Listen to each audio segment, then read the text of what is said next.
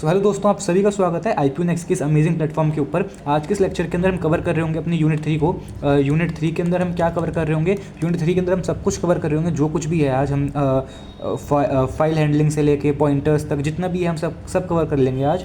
और इसी के साथ हम शुरू करते हैं। सबसे पहले तो हमारा पहला टॉपिक आता है पॉइंटर्स। पॉइंटर्स है क्या? देखो, डेफिनेशन वाइज अगर हम देखें तो पॉइंटर्स क्या होते हैं? पॉइंटर्स कुछ नहीं, देखो सिंपल से पॉइंटर एक वेरिएबल ही है। ये भी एक टाइप के वेरिएबल्स ही होते हैं। वेरिएबल्स क्या, जो डेटा को स्टोर करवाते हैं, लेकिन ये कुछ स्पेशल वेरिएबल होते हैं जो किसी और डेटा का मेमोरी एड्रेस को स्टोर करवाता है। ठीक है, मैं क्या कहना चाह रहा हूँ मैं आपको अभी समझाऊंगा आगे। मैं बस आपको भी डेफिनेशन बता रहा हूँ, उसकी डेफिनेशन क्या है। जब मैं आपको डिटेल में समझाऊंगा तो आप समझ जाओगे कि मैं क्या कहना चाह रहा था। तो सॉरी, यहाँ पर लिखा हुआ भी है, a pointer is a variable that stores the memory address of another variable. यानी कि क्या, मान लो कि a है, a बराबर 10 हो गया, तो देखो ये कहीं ना कहीं जाके हमारे कंप्यूटर के अंदर स्टोर हुआ होगा। ठीक है, मान लेते हैं कि कंप्यूटर में जाके स्टोर हो गया, वो तो किसी जगह पे स्टोर हुआ होगा ना। ये तो नहीं है कि कंप्यूटर में कहीं भी रैंडमली स्टोर हो गया, कहीं ना कहीं किसी स्पेसिफिक जगह पे हुआ होगा स्टोर वो। तो वो जहाँ पे उसका एड्रेस है, वो एड्रेस हम कहीं और अगर स्टोर करवा दें तो उस जिसमें हम स्टोर करवाएंगे उस वेरिएबल को हम बोल देंगे पॉइंटर। पॉइंटर एक ऐसा वेरिएबल है जो किसी मेमोरी एड्रेस को अपने अंदर स्टोर करवाता है। ठीक है, अब हम इसको और डिटेल में समझते हैं आगे चल के। ओके, तो आइए देखते हैं। हम जो डिस्कस करेंगे टॉपिक, उसका नाम रहेगा pointers in C. And I hope आपको सी के बारे में थोड़ा बहुत बेसिक सिंटेक्स वगैरह पता हो, और इसके बाद आप पॉइंटर्स जो है ना बहुत अच्छे से समझ पाओगे। तो आइए शुरू करते हैं। तो देखो, सबसे पहले मैं अपने सबलाइम टेक्स्ट एडिटर के ऊपर आया हुआ हूँ, एंड यहाँ पे मैं इंक्लूड कर रहा हूँ स्टैंडर्ड इनपुट आउटपुट लाइब्रेरी को, और एक मेन फंक्शन बना रखा है मैंने जो जीरो वैल्यू को रिटर्न कर रहा है। ठीक है, अब मैं क्या करता हूँ यहाँ पे, ये तो बेसिक स्केलेटन था किसी भी सी लैंग्वेज को शुरू करने के लिए। यहाँ पे मैं करता हूँ, लिखता हूँ इंटीजर a इक्वल्स टू 10, और मैं एक और वेरिएबल बनाता हूँ इंटीजर b इक्वल्स टू 20। मैंने यहाँ पे दो वेरिएबल्स को बना लिया। ठीक है, अब क्या हो रहा है, एक वेरिएबल a है जिसके अंदर 10 वैल्यू स्टोर है, एक वैल्यू b है जिसके अंदर 20 वैल्यू स्टोर है। अब क्या होगा, मान लो ये मेरी रैम है। ठीक है, अज्यूम कर लो ये मेरी रैम है। इस रैम के ऊपर अलग अलग मेमोरी के ब्लॉक्स रहेंगे। ठीक है, एक ब्लॉक ये हो गया मान लो मेमोरी का, एक ब्लॉक ये हो गया मान लो मेमोरी का, एक ब्लॉक मेमोरी का मान लो ये हो गया। ठीक है, ये 3-4 ब्लॉक रहेंगे। अब क्या है, मान लेते हैं मैंने वहाँ पे एक वेरिएबल था a, तो जो a वेरिएबल है ना, इस वेरिएबल का डेटा, इस वेरिएबल की इन्फॉर्मेशन, इस वेरिएबल के अंदर जो कुछ भी स्टोर होगा वो कुछ ना कुछ करके इन तीनों में से ही कहीं ना कहीं स्टोर किया जाएगा, इन 3 मेमोरी ब्लॉक में से। ठीक है, अब मान लो मैंने बोल दिया कि जो a के अंदर वैल्यू स्टोर की जाएंगी, जो इन्फॉर्मेशन स्टोर होगी वो इस वाले मेमोरी ब्लॉक में स्टोर होगी। कौन से ब्लॉक में? इस पिंक वाले में। ठीक है, ऐसे ही वहाँ पे एक b वेरिएबल था, तो मैं बोल रहा हूँ सिमिलरली कि जो b वेरिएबल है इसके अंदर जो भी इन्फॉर्मेशन स्टोर की जाएगी, जो भी वैल्यू स्टोर की जाएगी, वो इस ग्रीन वाले ब्लॉक में स्टोर हो रही होगी। मैंने कहा ठीक है, अब a के अंदर क्या स्टोर किया था मैंने? 10 स्टोर किया था। ओके, और b के अंदर क्या स्टोर किया था हमने? 20 स्टोर किया था। तो कुछ ऐसा दिख रहा होगा। अब अगर मैं आपसे पूछूं कि पिंक वाला ब्लॉक कहाँ पे है, तो आप बोलोगे कि मेमोरी, अगर ये स्टिक है तो स्टिक के ऊपर 1 नंबर पे है a वाला ब्लॉक, पिंक वाला। मैंने कहा ठीक है। अगर मैं बोलूँ कि ग्रीन वाला ब्लॉक कहाँ पे है, तो आप बोलोगे कि जो ग्रीन वाला है वो नंबर 2 पे है। मैंने कहा ठीक बात है, नंबर 2 पे है। तो क्यों ना इसको, ऐसे तो बहुत सारे ब्लॉक होंगे ना, 1 2 3 4 5 6, ऐसे हंड्रेड्स ऑफ मिलियंस ऑफ होंगे, तो क्यों ना मैं हर एक को नाम दे दूं। मैंने बोल दिया कि आज से इस ब्लॉक का जो नाम है ना वो ये है, कि अब कभी भी मैं जानना चाहता हूँ कि ब्लॉक कहाँ पे है, तो वो इस लोकेशन पे है। तो इसका क्या मतलब हुआ? इसका मतलब ये हुआ कि मैंने इस ब्लॉक को एक एड्रेस दे दिया कि यार ये जो ब्लॉक है ना अब से इस एड्रेस पे रहेगा, इस ब्लॉक का ये एड्रेस है। मान लो ऐसा ही कुछ ना कुछ करके सेम सा कुछ ऐसा ही यहाँ पे भी होगा, इस ब्लॉक का भी कुछ एड्रेस होगा, इस ब्लॉक का भी कुछ एड्रेस होगा, तो ऐसे बहुत सारे ब्लॉक्स के कुछ ना कुछ एड्रेस होंगे। अब मैं बोलता हूँ कि यार ये जो ग्रीन वाला है ये कहाँ पे है। देखो मैं इसका एड्रेस थोड़ा चेंज कर देता हूँ, यहाँ पे b कर देता हूँ और यहाँ पे मैं लेट्स से c कर देता हूँ। ठीक है, अब मैं बोल रहा हूँ कि यार ये बताओ कि ये जो ग्रीन वाला ब्लॉक है ये कहाँ पे है, तो आप बोलोगे कि ग्रीन वाला ब्लॉक इस एड्रेस पे है, इस वाले एड्रेस पे ग्रीन वाला ब्लॉक है। मैं बोलता हूँ स्क्रीन वाले ब्लॉक के अंदर क्या स्टोर है, तो आप बोलोगे इस ब्लॉक के अंदर ये स्टोर है। मैं बोलूँगा ये कहाँ पे है, मतलब ये सॉरी पिंक वाला ब्लॉक कहाँ पे है, तो आप बोलोगे कि यहाँ पे है, ये इस वाले एड्रेस पे है ये ब्लॉक जो है। मैं कहूँगा ठीक बात है, बहुत अच्छी बात है। अब देखो इसको आप कैसे समझ सकते हो, मान लो ये गली है हमारी पूरी की पूरी, ये जो रैम, ये जो है बड़ी वाली जो आप ब्लू एरिया देख रहे हो, गली है हमारी। इस गली के अंदर एक घर, 2 घर, 3 घर हैं इस गली के अंदर, और हर एक घर का हमें पता है कुछ ना कुछ एड्रेस होता है। तो वो एड्रेस यही एड्रेस है यार, कि इस घर का ये एड्रेस है, इस वाले घर का ये एड्रेस है, इस वाले घर का ये एड्रेस है। ठीक है। अब उस घर के अंदर कोई ना कोई तो रहेगा ही ना, तो मैं बोल रहा हूँ इस घर के अंदर नंबर 10 रह रहा है, इस एड्रेस पे नंबर 10 रह रहा है। अब मैं जानना चाहता हूँ कि नंबर 10 कहाँ पे रह रहा है यार, कहाँ है नंबर 10 मेरा, तो मैं बोलूँगा वो इस एड्रेस पे रहता है। मैं बोलूँगा नंबर 20 कहाँ पे रह रहा है इस गली के अंदर, तो आप बोलोगे नंबर 20 जो है इस गली के अंदर इस वाले एड्रेस पे रह रहा है, नंबर 20 इस वाले घर पे रह रहा है और उस घर का एड्रेस ये है। नंबर 10 जो है इस वाले घर में रह रहा है और उस घर का एड्रेस इस गली के अंदर ये है, ठीक है।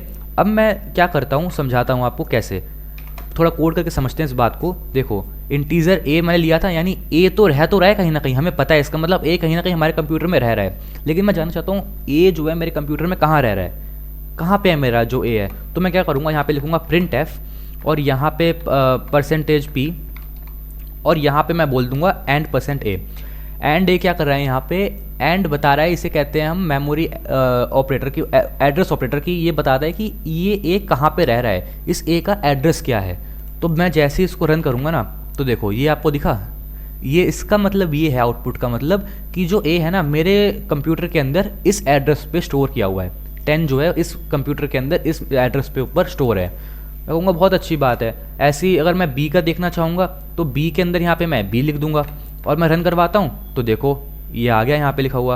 अगर मैं दोनों को एक बार रन करवा देता हूँ, इसको मैं कंट्रोल सी करता हूँ, पेस्ट करता हूँ यहाँ पे, ये ए और ये बी रन करवाता हूँ तो ये देखो ए यहाँ पे स्टोर किया गया है, बी यहाँ पे स्टोर हो रखा है। सही बात है कि मतलब ए यहाँ पे है और बी यहाँ पे है।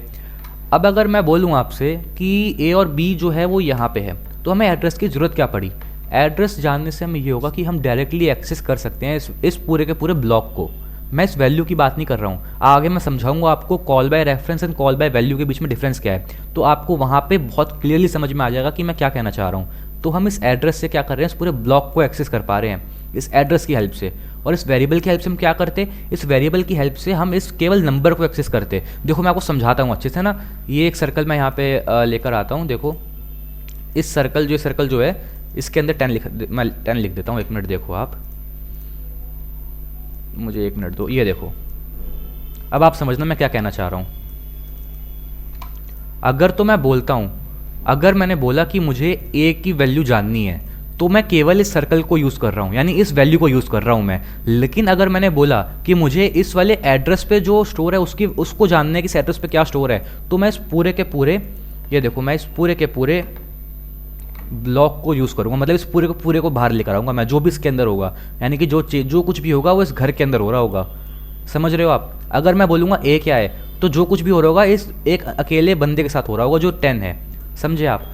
अब मैं देखो ये हो गया। अब पॉइंटर्स क्या होते हैं, ये तो आपने समझ लिया कि एड्रेस क्या है। अब बात आती है पॉइंटर्स क्या है। तो यार पॉइंटर कुछ भी नहीं है, बस एक वेरिएबल ही है। वो सिंपल जो पॉइंटर है ना, वो सिंपल वेरिएबल है जो इस एड्रेस को स्टोर करवा रहा है। देखो एड्रेस है तो कहीं ना कहीं स्टोर करवाना पड़ेगा मुझे, तो इस एड्रेस को स्टोर करवाने के लिए जो वेरिएबल यूज़ हो रहा है वही पॉइंटर होता है। ठीक है। अब मैं क्या करता हूँ, यहाँ पे एक पॉइंटर बना देता हूँ। सबसे पहले मुझे स्टोर करवाना है, मैंने बोल दिया इंटीजर p, और उस p के अंदर मैंने अगर डाल दिया गलती से अगर मैंने यहाँ पे ये लिख दिया तो यहाँ पे ये एरर देगा मुझे। एरर क्यों देगा। अब आप कहोगे कि यार ये तो एक वेरिएबल ही है तो क्यों ना इसको स्टोर करवा लें। तो जो सही डेफिनेशन होती है पॉइंटर्स की वो ये रहती है, pointer is a special variable. Special type of variable होते हैं। कैसे वेरिएबल, अगर देखो मैं आपको रन करवाता हूँ पहले, आप तभी समझोगे कि क्या मैं कहना चाह रहा हूँ। देखो मैं इसको रन करवाता हूँ अगर, तो एरर देगा। ये एरर क्यों दे रहा है, ये बता रहा है कि यहाँ पे वैल्यू स्टोर नहीं की जा सकती। क्यों नहीं की जा सकती। अगर आपको एड्रेस को स्टोर करवाना है तो आपको एक स्पेशल कैरेक्टर का यूज़ करना पड़ेगा। और अगर मैं अब इसको रन करता हूँ तो देखो रन हो गया। तो अगर हमें कुछ भी, अगर हमें इस एड्रेस को स्टोर करवाना है तो हमें ये वाले को इस अपने वेरिएबल के सामने एक स्टार को लगाना पड़ेगा। और जैसे हमने अपने वेरिएबल के आगे स्टार को लगाया, ये पूरा का पूरा एक पॉइंटर बन गया। तो उसका क्या मतलब है, एक पॉइंटर है जिसके अंदर क्या स्टोर है, जिसके अंदर ए का एड्रेस स्टोर है। अगर मैं आपको रन करके दिखाऊँ ना ये कि इसका क्या मतलब है, तो यहाँ पे देखो ये हो गया और यहाँ पे पी हो गया। तो ये देखो दोनों बिल्कुल सेम आ रहे हैं कि अगर मैं ए को एक्सेस करूँ, ए के एड्रेस को, या फिर मैं पी को एक्सेस करूँ, बात एक ही है। तो यही होता है हमारा पॉइंटर। पॉइंटर्स के अलावा आपको ना एक चीज़ और समझ में आनी चाहिए। क्या चीज़ समझ में आनी चाहिए, वो चीज़ है आपका डी रेफरेंस। डी रेफरेंस देखो मैंने थोड़ा सा बेसिक आइडिया दिया था क्या होता है, मैं दोबारा समझा दूँ। डी रेफरेंस का मतलब क्या है बेसिकली। देखो मैंने यहाँ पे लिखा हैश इंक्लूड, ठीक है, हैश इंक्लूड, एक सेकेंड, और सिंपल मैंने लाइब्रेरीज़ को इंपोर्ट करा है std.io.h। और यहाँ पे अगर मैं अपना मेन फंक्शन को बनाता हूँ जैसे कर तैयार है, ठीक है, ये कोई बड़ी चीज़ नहीं है। अब डी रेफरेंस का क्या मतलब है, देखो मैंने मान लेते हैं एक इंटीजर वेरिएबल बनाया जिसकी वैल्यू थी 10, ठीक है। अब मैंने इसको एक ये देखो, ये 10 होगा, ये जो 10 है ये कहीं ना कहीं जाके स्टोर हुआ होगा। अब इसकी मुझे एड्रेस निकालना है कहीं भी, तो मैं क्या करूँगा, एक सेकंड देना मुझे, मैं सिंपल से क्या लिखूँगा, मैं यहाँ पे लिखूँगा int, एक सेकंड, और मैंने स्टार बनाया और यहाँ पे लिख दिया पॉइंटर।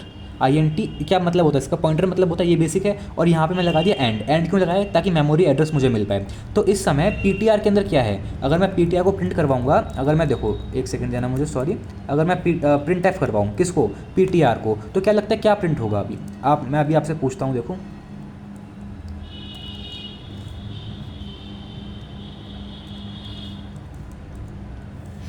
अब मुझे कोई बताएगा कि यहाँ पे आउटपुट क्या आना चाहिए, आउटपुट क्या आएगा मुझे बताओ, यहाँ पे आउटपुट 10 आएगा या कुछ और आएगा, आप मुझे लिख के बताओ। मतलब सोचो एक बार, वीडियो को पॉज करो, देखो क्या आएगा, मैं आपको रन करके दिखाता हूँ। यहाँ पे आउटपुट 10 के अलावा कुछ और आएगा, और क्या आएगा वो 10 के अलावा, इसको मैं रन कर रखा है, रन हो रहा है अभी ये।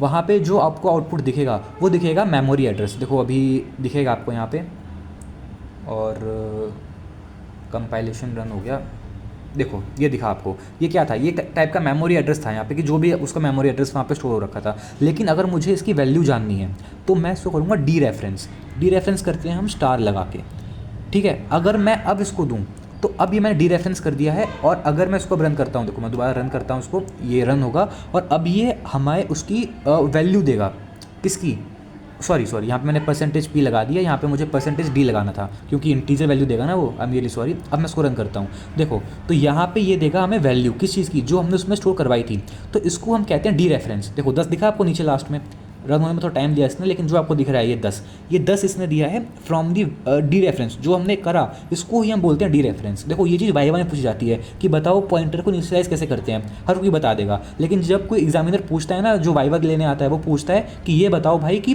पॉइंटर को डी रेफरेंस कैसे करते हैं, तो इसका मतलब ये होता है कि पॉइंटर को डी रेफरेंस क्या कर रहे हैं। क्या मतलब डी रेफरेंस का, अरे मतलब सिंपल है कि हमने कौन सी वैल्यू, किस वैल्यू का एड्रेस स्टोर करवा रखा है, हमने 10 वैल्यू का एड्रेस स्टोर करवा रखा था अपने अंदर, बस इतना ही होता है हमारा, ठीक है। पॉइंटर के आगे अब हम आगे चलते हैं। देखो नेक्स्ट चीज़ हमारी निकल कर आती है पॉइंटर टू पॉइंटर। अब मुझे एक बात का कोई जवाब देगा सिंपल सा, देखो सिंपल सी चीज़ पूछ रहा हूँ, मैंने बोला कि मैंने ए का मेमोरी एड्रेस ptr में स्टोर करवा दिया, ठीक है, ए का मेमोरी एड्रेस मैंने यहाँ पे स्टोर करवा दिया, तो ये भी तो कहीं ना कहीं जाके स्टोर हुआ होगा ना, मैं गलत तो नहीं कह रहा, ये भी कहीं ना कहीं जाके स्टोर हुआ होगा।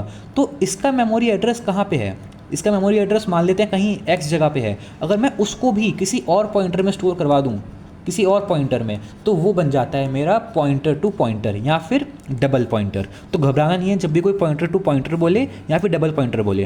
क्या होता है ये सिंपल सा है कि देखो हमने ए का मेमोरी एड्रेस स्टोर करवाया पॉइंटर ptr के अंदर, अब अगर हम इसी पॉइंटर का मेमोरी एड्रेस किसी और पॉइंटर में स्टोर करवा लेते हैं, किसी और पॉइंटर में, तो उसको हम बोल देंगे pointer to pointer memory address. समझ में आई बात है, मैंने क्या बोला, आई होप समझ में आई होगी, इतनी बड़ी चीज़ नहीं है। क्या है मैं इसको समझा देता हूँ अभी। जैसे यहाँ पे पॉइंटर क्या था मेरा, पॉइंटर के अंदर भी मैंने ए शो करवा रखा है। अभी अगर मुझे इस ptr की वैल्यू को शो करवाना है तो मैं लिखूँगा यहाँ पे int, और यहाँ पे मैं लिखूँगा डबल ये और pptr। इसका क्या मतलब है, ये तो वेरिएबल है, आप कुछ भी नाम दे सकते हैं, मैंने यहाँ पे नाम दिया है पॉइंटर टू पॉइंटर, ठीक है। इसका मतलब ये है, और मैं इसमें स्टोर करवा दूँगा वैल्यू किसकी, हमारे वाले असली इस पॉइंटर की, ठीक है। और अगर मैं अब यहाँ पे प्रिंट करवाता हूँ pptr, ठीक है, इसको मैं हटा देता हूँ और यहाँ पे %p प्रिंट करवाता हूँ, एक सेकंड मुझे देना, और फिर मैं इसको अगर रन करता हूँ, ओ रियली सॉरी, एक सेकंड, अगर मैं इसको अब यहाँ पे रन करता हूँ तो ये बन गया है मेरा डबल पॉइंटर कह लो, पॉइंटर टू पॉइंटर कह लो, सारी की सारी बातें सेम ही हैं। अभी इसको रन होने में थोड़ा टाइम लगेगा, और देखो ये रन होकर आ गया। पहले क्या आया था, अगर आप ऊपर ध्यान से देखो पहले कुछ और आया था एड्रेस, ये पहले एड्रेस कौन सा था, ptr का, लेकिन और ptr में किसका एड्रेस सेव था, ए का, लेकिन अब हमारे pptr में किसका एड्रेस सेव है, pptr में एड्रेस सेव है हमारे ptr का। तो समझ में आया डबल पॉइंटर क्या होते हैं। डबल पॉइंटर कुछ नहीं है यार, डबल पॉइंटर सिंपल सी चीज़ है, मैंने बोला ए का मेमोरी एड्रेस स्टोर करवा दो कहीं ना कहीं, कहाँ पे, ptr में, लेकिन इस ptr का मेमोरी एड्रेस भी तो कुछ ना कुछ होगा ना, उस मेमोरी एड्रेस को तुम कहीं और स्टोर करवा दो, कहाँ पे, pptr में, तो वही सेम चीज़ बन जाती है आपका पॉइंटर टू पॉइंटर। समझ में आई? देखो ये चीज़ इंपॉर्टेंट है, पूछ लेते हैं, लेकिन इसकी डेफिनेशन ज़्यादा पूछते हैं कि पता पॉइंटर टू पॉइंटर क्या होता है, इसको इनिशियलाइज कैसे करते हैं, कैसे करते हैं इनिशियलाइज इसको हम इनिशियलाइज करते हैं सिंपल से। कहाँ से? डबल पॉइंटर लगाते हैं, ये डबल स्टार, और कोई भी एक वेरिएबल दे दिया, मैंने PPTR बोल दिया, और इसको हम लिख देते हैं एंड PTR। PTR कौन सा है? पुराना पॉइंटर जो हमें इनिशियलाइज करना था। तो ऐसे हम इनिशियलाइज करते हैं पॉइंटर टू पॉइंटर। इसके बाद एक बहुत इंपॉर्टेंट चीज़ जो बहुत अच्छी किताबों में दी होती है, उसका नाम है जेनेरिक पॉइंटर। ये क्या होता है? देखो मैंने आपको समझाया था कि पॉइंटर बहुत तरीके के हो सकते हैं, कैरेक्टर टाइप के भी हो सकते हैं, इंटीजर के भी हो सकते हैं। देखो वैल्यू तो कितनी हम करवा सकते हैं, चाहे आप लॉन्ग इंटीजर स्टोर करवा लो, चाहे आप कैरेक्टर स्टोर करवा लो, चाहे आप स्ट्रिंग वैल्यू स्टोर करवा लो। तो ऐसे ही पॉइंटर्स के भी तो चेंज होते रहेंगे ना। तो जेनेरिक पॉइंटर एक ऐसा पॉइंटर होता है, क्या बोल रहा हूँ मैं, ध्यान से सुनना। जेनेरिक पॉइंटर एक ऐसा पॉइंटर होता है जो अपने अंदर किसी भी टाइप की वैल्यू को स्टोर करवा सकता है। तो जैसे यहाँ पे लिखा हुआ भी होगा अ जेनेरिक पॉइंटर और वॉइड पॉइंटर। ये वॉइड पॉइंटर का साइन है, इसका मतलब ये जो है ना, ये इसको वॉइड पॉइंटर भी अगर आता है, मान लो क्वेश्चन आ गया व्हाट इज जेनेरिक पॉइंटर, या फिर बता दो कि what is significance of this, यानी कि वॉइड और स्टार, तो समझ जाना कि इसी से क्वेश्चन आया हुआ है। यहाँ पे लिखा हुआ है is a special pointer type that can hold the address of any data type. समझ में आया कि ये किसी भी डेटा टाइप का एड्रेस अपने अंदर रख सकता है। जैसे मैंने यहाँ पे करवाया था ना, मैंने क्या लिखा था, यहाँ पे लिखा था INT। इसका मतलब यहाँ पे केवल और केवल इंटीजर डेटा टाइप के ही एड्रेस स्टोर होंगे, लेकिन इसके बाद इसको यूज़ करने के बाद आप किसी भी डेटा टाइप का एड्रेस अपने अंदर स्टोर करवा सकते हैं अपने पॉइंटर के अंदर। तो ये ही काम होता है। वहाँ पे लिखा हुआ भी इंटीजर, फ्लोट, कैरेक्टर एक्सेट्रा, कुछ भी आप इसमें करवा सकते हो। तो वही होता है जेनेरिक पॉइंटर। जैसे यहाँ पे कौन सा पॉइंटर है, यहाँ पे है इंटीजर पॉइंटर, ये जो दिख रहा है ना आपको, ये वाला है इंटीजर पॉइंटर। ठीक है, ये भी है इंटीजर पॉइंटर, क्योंकि ये इंटीजर डेटा टाइप के वैल्यूज़ के एड्रेस को स्टोर करवा रहा है। लेकिन मैं क्या कह रहा हूँ, जेनेरिक पॉइंटर वो होता है जो किसी भी डेटा टाइप के मेमोरी एड्रेस को स्टोर करवा सकता है, उसी को हम बोलते हैं जेनेरिक पॉइंटर। आई होप समझ में आया होगा। ये चीज़ इंपॉर्टेंट है यार, ये कभी कभी क्वेश्चंस पूछ लेते हैं। ठीक है, इसको ध्यान में देना। या तो वाइवा में पूछा जाएगा, पक्का होता है वाइवा में पूछा जाना, या फिर आपके पेपर में पक्का होता है। लेकिन इन दोनों में से क्वेश्चन आते जरूर हैं, देखना, क्योंकि यार ये बेस है, ये इंपॉर्टेंट चीज़ें होती हैं। ठीक है, तो ये आपको पता होना चाहिए और आना चाहिए ये चीज़, क्योंकि क्वेश्चन पेपर में भी आते हैं और कभी कभी वाइवा में पूछ लेते हैं। चलो आगे चलते हैं। अगला है पॉइंटर अर्थमेटिक। ठीक है, पॉइंटर अर्थमेटिक क्या होता है, मैं आपको ना ये सब भूल जाओ, क्या लिखा है भूल जाओ, सो इसमें कोई पढ़ने की जरूरत नहीं है। अभी मैं आपको दिखाता हूँ बेसिकली कि हम करेंगे क्या। चलो मुझे 1 मिनट देना, मैं आपको एक चीज़ बताता हूँ, ध्यान से सुनना। मैंने ना एक क्या करा, मैंने इंटीजर ARRAY एरे बनाई, कितने, 5 एलिमेंट्स की। मैंने क्या बोला कि मैं 5 एलिमेंट्स की एक एरे बनाऊंगा, 0, 1 सेकेंड, 0, 1, 2, 3, 4, 5 एलिमेंट्स की एरे बनाई मैंने। अब मेरी बात ध्यान से सुनना। मैंने बोला मैं अपने एरे का पहला एलिमेंट का जो मेमोरी एड्रेस है उसको स्टोर करवाना है मुझे। क्या बोला मैंने, देखो इसमें 0 जो है, 0 कहीं ना कहीं जाके स्टोर हुआ होगा अपनी मेमोरी में, हमारी मेमोरी में 1 भी कहीं ना कहीं स्टोर हुआ होगा, 2 भी स्टोर हुआ होगा, 3 भी, 4 भी। तो हमें क्या करना है, हमें उनका ही मेमोरी एड्रेस जानना है, बस हमारा मेन फोकस ये है उसका मेमोरी एड्रेस जानना। आइए अब हम इसका मेमोरी एड्रेस जानते हैं कैसे होगा।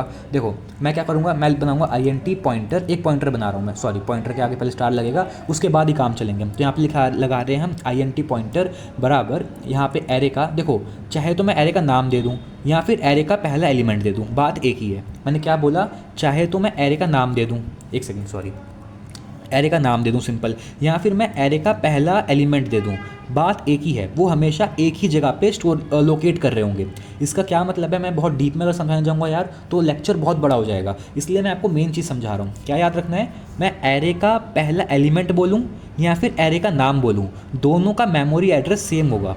ठीक है, तो यहाँ पर मैं आपको समझाने के लिए एरे का पहला एलिमेंट ले रहा हूँ, लेकिन अगर मैं एरे का नाम लेता तब भी काम सेम ही रहता।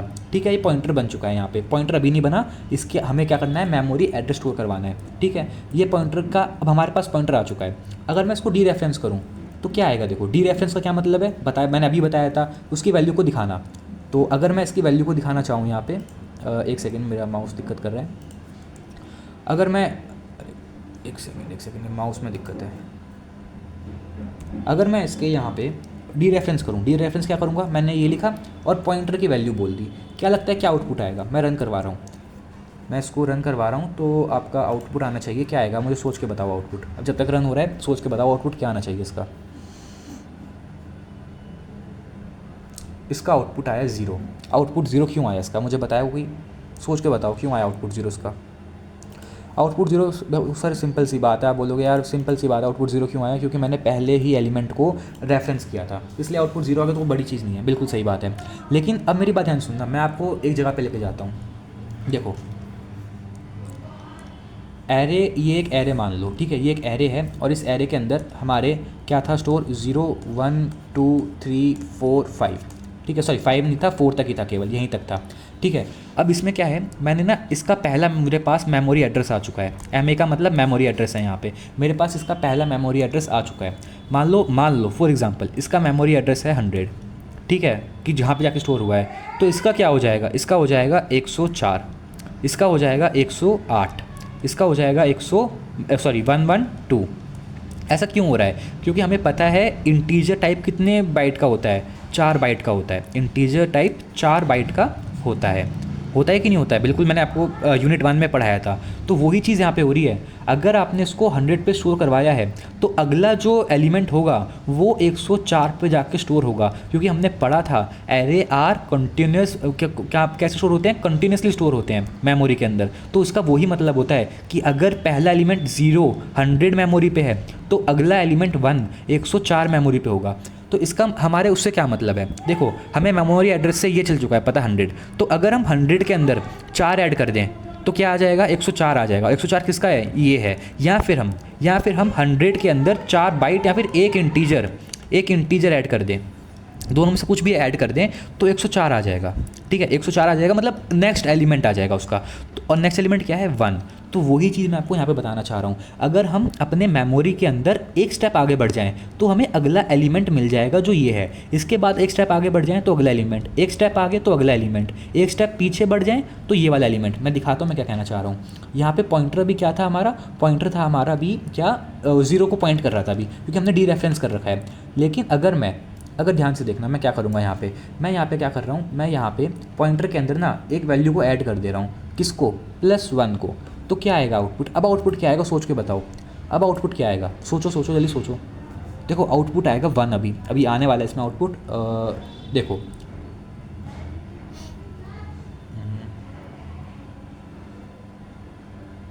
Just give me 1 second. देखो आउटपुट आ गया, आउटपुट अब की बार आया है 1। क्यों आया आउटपुट, सोच के बताओ। मैंने अभी बताया ना, मैंने बोला था कि ये एक एरे है, ठीक है, मैंने अभी बताया ना कि देखो मान लो ये एक एरे है, इस एरे के अंदर जो हमारे एरे था, एरे के अंदर क्या क्या था, 0 था, 1 था, 2 था, 3 था, 4 था, और हमने इसका मेमोरी एड्रेस लोकेट कर लिया था, हमने मेमोरी एड्रेस निकाल लिया था MA। तो हमने इस मेमोरी एड्रेस के अंदर +1 करा, +1 मतलब +4 बाइट, क्योंकि इंटीजर वैल्यू चल रही थी, ठीक है, इंटीजर पॉइंटर है ना, तो 4 बाइट वो बाई डिफ़ॉल्ट मान के चलेगा अगर आप +1 कर रहे हो तो। अभी +1 का मतलब ये कतई नहीं है कि ये 100 से 101 बन जाएगा, +1 का मतलब है ये 100 से 104 बन जाएगा। 104 क्यों, क्योंकि इंटीजर पॉइंटर अपने मान रखा है ना। तो वही चीज़, अगर ये 100 पे था तो हमने +1 करा, अगला एलिमेंट मिल गया, +2 करते इससे अगला एलिमेंट मिलता, +3 करते इससे अगला एलिमेंट मिलता, ये वाला।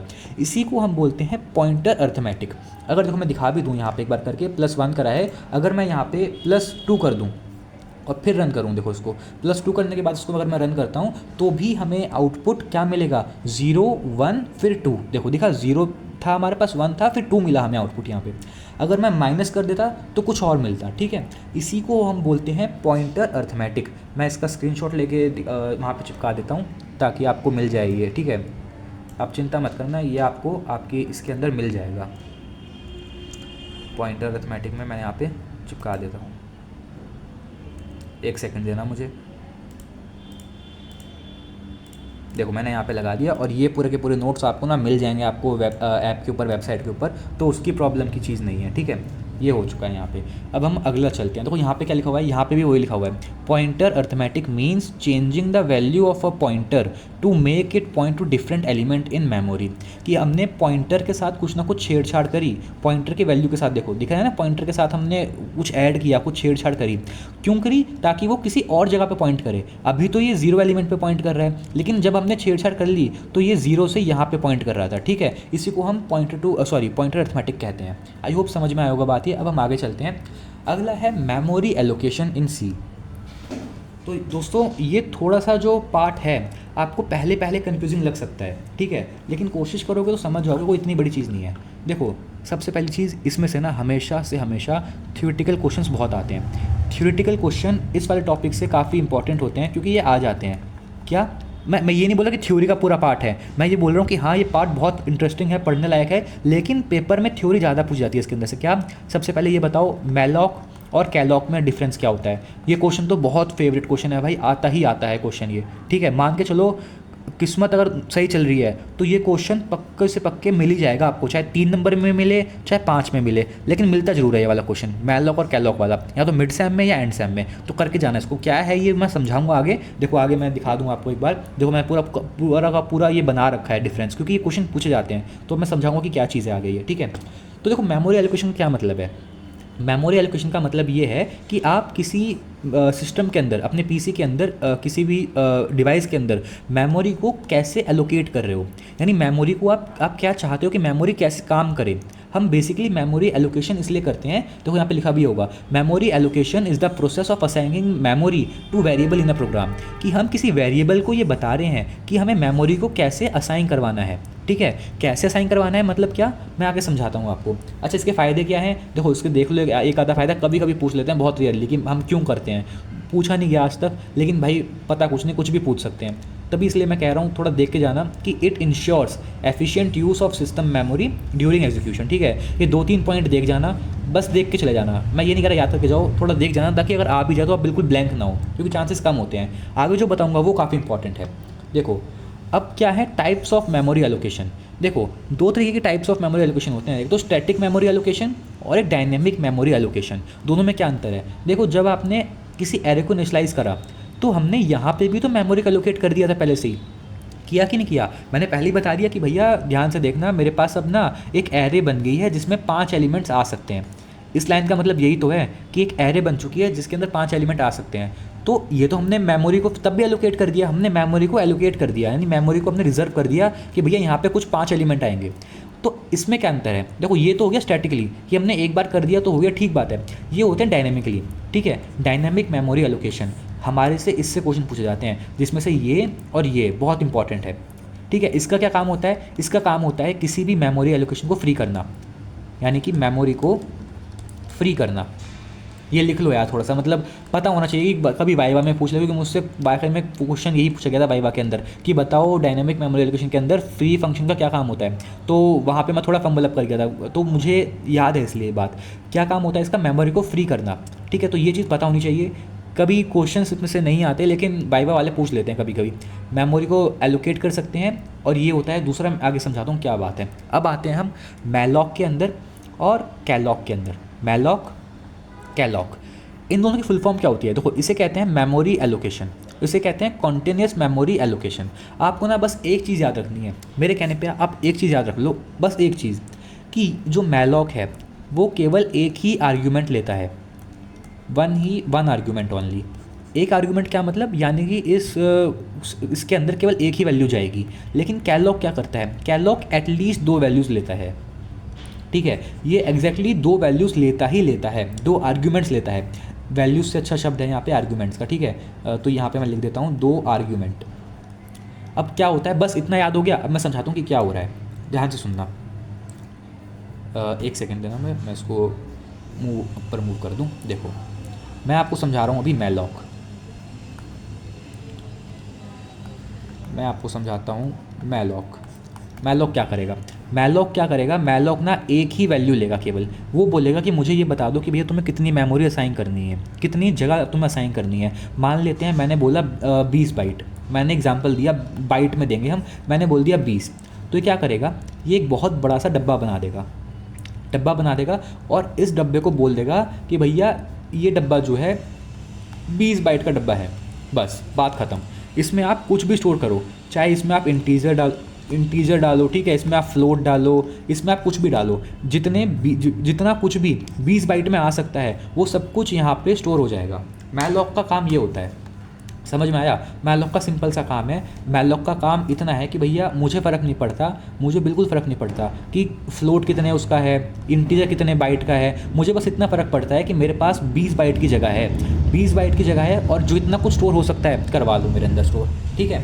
यही काम होता है मैलॉक का, allocate a single block of memory. देखो दिख रहा है, इसमें एक ही ब्लॉक ऑफ मेमोरी आ चुकी है। आई होप ये बात समझ में आई होगी।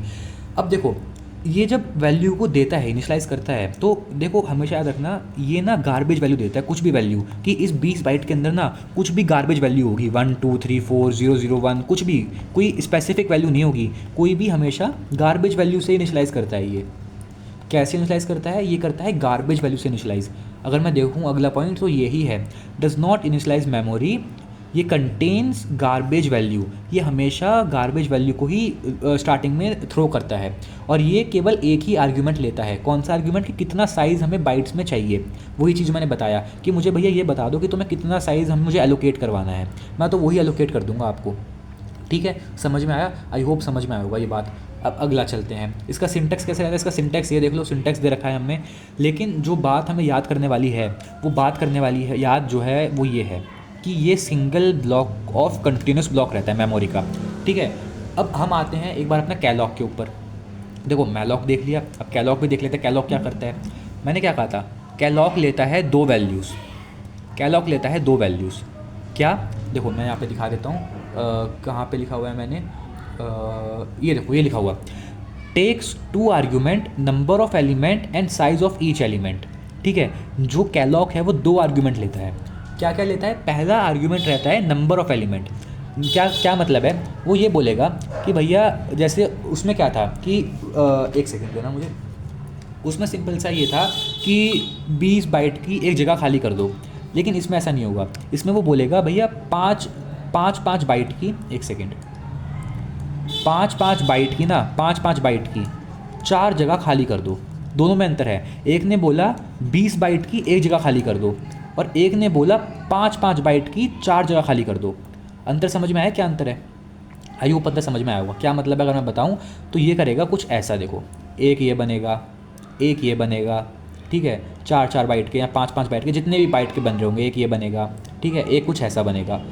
ठीक है, तो इसमें क्या हुआ, उसमें क्या अंतर था? उसमें था कि भैया देखो मैं दिखाता हूँ, उसमें था कि 20 बाइट की एक सिंपल जगह आप उसको इनिशियलाइज़ कर दो, लेकिन यहाँ पे ना आपको बता रहा है ये कि मुझे 5 बाइट के 4 डब्बे चाहिए, 5 बाइट के, कि हर एक डब्बा 5 बाइट का हो यहाँ पे। समझ में आई बात? ये तो ये बताता है, यही तो देखो, तभी तो यहाँ पे 2 आर्गुमेंट ले रहा है ना, वो जो दिख रहा है हमें कि यहाँ पे ये कहाँ लिखा था मैंने पॉइंट, ये एक सेकेंड मैं पॉइंट दिखाता हूँ, ये वाला देखो, ये लिखा हुआ allocates memory for multiple elements. ये बात समझ में आई है कि मेमोरी कैसे एलोकेट कर रहा है ये वाला। इसके बाद ये इनिशलाइज करता है सारे के सारे मेमोरीज़ को ज़ीरो के साथ। क्या मतलब? जैसे यहाँ पे स्टार्टिंग में ये 5 बाइट का है, 5 बाइट का है, या इसकी वैल्यू नहीं है, इसकी 5 बाइट की वैल्यू है, लेकिन इनकी वैल्यूज़ जो होगी ना ज़ीरो होगी, ज़ीरो से इनिशलाइज करेगा, ये गार्बेज वैल्यू नहीं देगा ये। जबकि मैलॉक क्या करता है? गार्बेज वैल्यू देता है। तो कैलॉक और मैलॉक में क्या अंतर हुआ? सबसे पहली बात, मैलॉक एक सिंगल वैल्यू लेता है, आर्ग्यूमेंट लेता है, कैलॉक 2 आर्ग्यूमेंट्स लेता है। ये बात समझ में आई? 2 आर्ग्यूमेंट्स क्यों लेता है वो? कैलॉक बोलता है कि भैया मुझे 5 बाइट के 4 डब्बे बनाने हैं, या 5 बाइट के इतने डब्बे बनाने हैं, या कितने भी बाइट के। मैंने 5 बाइट यहाँ पे एग्जांपल के लिए लिया है, आप कितने भी बाइट ले सकते हैं। तो वो आपको और बताता है कि मुझे ना इतने कंपार्टमेंट्स बनाने हैं भैया, तो जगह सोच समझ के देना, और हर एक वैल्यू को स्टार्टिंग में 0 दे देना। लेकिन मैलॉक क्या करता है? वो तो बोलता है भैया मुझे बस 20 बाइट की एक जगह दे दो, उसमें कितने कैसे स्टोर होगा वो सब मैं देख लूँगा। ठीक है, वो काम होता है मैलॉक का, और उसमें गार्बेज वैल्यू मिलती है आपको। तो वो देखो एक ब्लॉक पूरा का पूरा ब्लॉक असाइन कर रहा है, लेकिन ये क्या कर रहा है कि नंबर ऑफ ब्लॉक्स असाइन कर रहा है। दिख रहा है, एक ब्लॉक के अंदर नंबर ऑफ ब्लॉक्स ने असाइन कर दिए। तो यही काम है मैलॉक का और कैलॉक का। अभी आप जब आगे इसको डीप में पढ़ोगे ना, और डीप में पढ़ने इसके अंदर बहुत सारी चीज़ें हैं, लेकिन अभी हमारे यूनिवर्सिटी के हिसाब से अगर हम इतना भी जान जाते हैं तो काफ़ी सही रहेगा। इसके बाद दोनों में से फास्टर क्या होता है? देखो दोनों में से फास्टर थोड़ा सा ये रहता है हमारा मैलॉक। क्यों फास्टर होता है मैलॉक? क्योंकि देखो इसने ना कुछ वैल्यूज़ नहीं दी, इसने गार्बेज वैल्यू दे दी। लेकिन ये क्या करता है, जो हमारा कैलॉक है, कैलॉक थोड़ा स्लो पड़ जाता है। स्लो क्यों पड़ जाता है? क्योंकि ये ज़ीरोज़ को इनिशलाइज करता है। तो ऐसा समझो कि इसको ज़ीरो लिखने में कुछ टाइम लगेगा ना, ऐसा आप इसको समझ सकते हो। क्या समझ सकते हो? कि ये तो वही वैल्यू दे रहा है जो कंप्यूटर के अंदर पहले से स्टोर हो रखी है, लेकिन ये क्या कर रहा है, ये उनको पहले 0 कर दे रहा है, गार्बेज को हटा रहा है, गार्बेज को क्लीन कर रहा है, और क्लीन करके गार्बेज को 0 दे रहा है। तो कुछ टाइम लगेगा उसके अंदर, तो उस टाइम की वजह से ये थोड़ा सा स्लो पड़ जाता है। ठीक है। अब देखो when zero slice memories needed तभी हम इसको यूज़ करते हैं, और जब हम यूज़ करते हैं जब जहाँ पे हमें ज़रूरत नहीं पड़ेगी कि भैया गार्बेज वैल्यू है तो कोई बात नहीं हम चेंज कर लेंगे अपने आप ही, लेकिन ये तब यूज़ करते हैं जब हमें चाहिए होता है कि गार्बेज वैल्यू ना मिले, स्टार्टिंग से ही जीरो वैल्यू मिले, ठीक है। तो ये अंतर है आपका कैलॉक में और मैलॉक में। देखो ये क्वेश्चन आता है तो आपको पता होना चाहिए, थ्योरेटिकल क्वेश्चन है, पक्के आता है, इसको याद करके जाना। अब हम आगे बढ़ते हैं। तो ठीक है दोस्तों, अभी हम पढ़ रहे होंगे साथियों अपने स्ट्रक्चर के बारे में। तो स्ट्रक्चर क्या है बेसिकली, देखो स्ट्रक्चर कोई बहुत बड़ी चीज़ नहीं है। स्ट्रक्चर का मतलब यहाँ पे क्या है कि मैंने ना बहुत सारी चीज़ों को एक जगह पे कलेक्ट करके कर लिया। क्या मतलब, मान लो एक क्लास है, ठीक है, ये क्लास कोई भी ऊप्स वाली क्लास नहीं है, सिंपल क्लास है, कॉलेज की क्लास है मान लो। उस कॉलेज की क्लास के अंदर कुछ तो बच्चे होंगे ना, देखो उन बच्चों की कुछ तो एज होगी, ठीक है, उन बच्चों के कुछ ना कुछ नंबर्स आए होंगे, ठीक है। तो मैं क्या कर रहा हूँ, अलग अलग शो करने की बजाय, कैसे, जैसे कि INT एज, ठीक है, एज की मैंने एक एरे बना दी, जैसे मैं अभी तक करते हुए आ रहा था, और मैंने फिर हर एक नंबर की एरे बना ली, ठीक है, जैसे मैं अभी तक करता हुआ आया था यहाँ पे। वो ना करके मैं क्या कर रहा हूँ, मैं एक क्लास के अंदर ही मैं चाहता हूँ कि एक ऐसा बने कुछ कि एक जगह पे ही एज है मेरी, एक जगह पे ही नंबर है मेरी, और मैं क्या चाहता हूँ कि मैं कभी भी जाऊँ और ये बोल दूँ कि इस एज वाले बंदे का नंबर कितने आए हैं। समझ में आया। यहाँ पे क्या दिक्कत थी, यहाँ पे दिक्कत ये थी कि पहले मैंने एज बनाई, फिर मैं नंबर लिखा, फिर मैं काम कर रहा हूँ। मैंने क्या करा यहाँ पे, मैंने यहाँ पे सबको एक ही जगह पे पैक कर दिया। क्या मतलब कि एक क्लास बनाई मैंने, क्लास ये वो ऊप्स वाली क्लास नहीं है, देखो प्लीज़ इसको ना उस ऊप्स वाली क्लास से कंफ्यूज मत होना, ये वो वाली चीज़ नहीं है। यहाँ पे इसका मतलब कुछ और है, इसका मतलब सिंपल है, सिंपल जो हम क्लास देखते हैं कॉलेज वाली क्लास, ठीक है, वो है यहाँ पे। तो उस क्लास के अंदर कुछ एज ग्रुप के बच्चे होंगे, कुछ उनका नंबर आए होंगे, नंबर मतलब कुछ मार्क्स वगैरह वाले नंबर की बात कर रहा हूँ मैं। तो हमने उन्हीं को स्टोर करवा लिया किसी एक पर्टिकुलर जगह के अंदर। अब हम क्या यूज़ करेंगे, स्ट्रक्चर का कीवर्ड है स्ट्रक्ट, ये ध्यान रखना। जैसे INT होता है ना इंटीजर के लिए, वैसे ही स्ट्रक्ट होता है स्ट्रक्चर के लिए। तो इस चीज़ का थोड़ा सा आपको ध्यान देना पड़ेगा। ये चीज़ याद रखने वाली होती है, लेकिन प्रैक्टिस के साथ हमें याद रह जाती है। फिर यूनियन के लिए ऐसे ही, यूनियन के लिए होता है यूनियन के लिए यूनियन ही होता है, ठीक है, यूनियन ही होता है उसके लिए, तो उसकी दिक्कत नहीं आएगी, इसको अभी याद करने की ज़रूरत नहीं है। तो आइए इसको हम एक बार कोड करके देखते हैं कि क्या मैं कहना क्या चाह रहा हूँ। तो मैं यहाँ पे अपने कोड में आया हुआ हूँ, अपने VS कोड के अंदर। अब यहाँ पे क्या होगा, देखो मैं क्या बनाता हूँ, मैंने बोला ना कि मैं क्या बना रहा हूँ, मैं एक स्ट्रक्चर बना रहा हूँ। तो मैं यहाँ पे लिखूँगा स्ट्रक्ट STRUCT, जैसे मैंने आपको यहाँ पे बताया था, इसका एक कीवर्ड है स्ट्रक्ट। और मैं यहाँ पे लिख रहा हूँ माई क्लास, माई कॉलेज लिख देता हूँ, ठीक है, क्लास में कंफ्यूज ना हो जाए बच्चे। तो मैं लिख रहा हूँ माई कॉलेज। माई कॉलेज लिखने के बाद मैंने ये देखो ये बनाया कर्ली ब्रैकेट्स और एंटर प्रेस करा। अब मैं क्या करूँगा, मैं यहाँ पे एक एक करके वैल्यूज़ डालूंगा, सॉरी एक एक करके मैं बताऊँ कि मुझे क्या क्या वैल्यूज़ को स्टोर करवाना है, कि मैं क्या क्या स्टोर करवाना चाहता हूँ। तो मैं लिखूँगा यहाँ पे INT, मैं चाहता हूँ कि किसी बच्चे की एज स्टोर हो जाए, और मैं चाहता हूँ INT बच्चों के नंबर स्टोर हो जाए। मैं यही चाहता हूँ कि ये दोनों चीज़ें स्टोर हो जाए, ठीक है। और मैंने इसको ये कर दिया, ये मैंने डिक्लेयर कर दिया, मैंने बोल दिया कि ये जो है ना, इस माई कॉलेज के अंदर, मेरे कॉलेज के अंदर ये बच्चे इतने एज के बच्चे होंगे, इतने नंबर होंगे। अब मैं क्या कर सकता हूँ, मैं अपने कॉलेज में जाऊँगा और पता लगा लूँगा कि किस बच्चे का कितना एज है, कितना नंबर है, ठीक है। ये चीज़ समझ में आई। ये हमने इसको अभी डिक्लेयर करा है स्ट्रक्चर को, कि हमने स्ट्रक्चर बना दिया। अब मैं इसको यूज़ करना है मुझे, ठीक है, मुझे इसको यूज़ करना है। यूज़ करना है क्या मतलब, देखो मैं आपको अगर मैं थोड़ा समझा पाऊँ ना, यहाँ पे देखो, जब मैंने ये लाइन लिखी, कौन सी लाइन, जब मैंने ये वाली लाइन लिखी मैंने पूरी की पूरी, तो ये समझो कि मैंने ना एक ऐसी टेबल बना दी। एक टेबल है जिसका नाम है माई कॉलेज, ठीक है। इस टेबल का नाम मैंने माई कॉलेज दे दिया अभी, ब्लूप्रिंट टाइप का, और इसमें एज है और इसमें नंबर है बच्चों के, ठीक है, मैंने ये बता दिया। लेकिन ये तो मैंने बनाया ना, ये तो मैं चाहता हूँ कि मैं इस टेबल को किसी, अब मैं इसमें कुछ वैल्यूज़ डालूँ, जैसे एज 18, नंबर कितने, नंबर भी 18 ही मान लो 20 में से, ठीक है, एज 19, नंबर 29 मान लो 30 में से। मैं एग्जांपल दे रहा हूँ बस, कुछ भी अभी, ठीक है। तो ये ऐसे ऐसे काम करेगा, समझ में आ रहा है। एक टेबुलर फॉर्म में कुछ आपको ये चीज़ समझ में आएगी। मैं समझा रहा हूँ कि मैं क्या कहना चाह रहा हूँ। मैं ये तो हो गया डिक्लेयर। अब मैं इसको कर रहा हूँ इनिशियलाइज। मैं लिखूँगा यहाँ पे स्ट्रक्ट, मेरा यहाँ पे था माई कॉलेज, और इसको मैं दे रहा हूँ C1। मैंने नाम दे दिया, कुछ भी आप नाम दे सकते हैं। इसका क्या मतलब है, इसका मतलब ये है कि इस स्ट्रक्चर को अब मैं C1 के नाम से जानूंगा। मैं दोबारा बोल रहा हूँ, इस स्ट्रक्चर को अब मैं C1 के नाम से जानूंगा, और C1 के नाम से मैं इस पूरे के पूरे को एक्सेस कर सकता हूँ। क्या मतलब, अगर मैं बोलूँ C1 डॉट एज, देखो लिखा हुआ आ रहा है डॉट एज बराबर 10, सॉरी 10 नहीं करते, इसको 19 कर देते हैं। देखो क्या मतलब है इसका, इसका मतलब है C1 किसको कह रहा है, माई कॉलेज को, और माई कॉलेज क्या था, माई कॉलेज पूरा का पूरा स्ट्रक्चर था। तो स्ट्रक्चर के अंदर C1 डॉट एज, यानी स्ट्रक्चर के अंदर जो एज है इसकी वैल्यू 19 हो गई है। देखो ये सिर्फ बता रहा है कि कैसे स्टोर करवाना है, इसका ये कतई मतलब नहीं है कि यहाँ पर आके वैल्यू स्टोर हुई होगी, ठीक है। इसको आप समझ सकते हो कि C1 के अंदर एक ऐसा सेम बना होगा और उस C1 के अंदर जाके वैल्यू स्टोर हुई होगी, क्योंकि हमने करा है C1 डॉट एज, ठीक है। ये बात समझ में आई, ठीक है। अगर मैं इसको दोबारा दिखाऊँ, मैं लिखूँ यहाँ पे C1 डॉट क्या था अगला, नंबर, ठीक है, नंबर्स, मैं इसके नंबर मैंने दे दिए 99, ठीक है। और मैंने यहाँ पे लिख दिया प्रिंट एफ, एक सेकेंड, नंबर्स नहीं है क्या, अच्छा सही है, देखो मैंने लिख दिया प्रिंट एफ और मैं यहाँ पे लिखता हूँ परसेंटेज डी, ठीक है। मैंने लिखा परसेंटेज डी और मैं प्रिंट करवाना चाहता हूँ यहाँ पे क्या, मैं यहाँ पे प्रिंट करवाना चाहता हूँ अपना मुझे एक सेकेंड देना, मैं प्रिंट करवाना है मुझे, क्या प्रिंट करवाना था मुझे, लेट से एज को प्रिंट करवाना है मुझे, तो मैं लिखूँगा C1 डॉट एज, ठीक है। तो अब क्या होगा, जब मैंने एज को लिखा, इसका क्या मतलब है, इसका मतलब सिंपल है भाई, इसका मतलब कुछ नहीं है, इसमें ये हुआ मैंने C1 डॉट एज, यानी कि C1 के अंदर से हूबहू कुछ ऐसा बना होगा और उसमें जाके एज की वैल्यू स्टोर हो गई 19 और मैं उसी को यहाँ पे प्रिंट करवा रहा हूँ।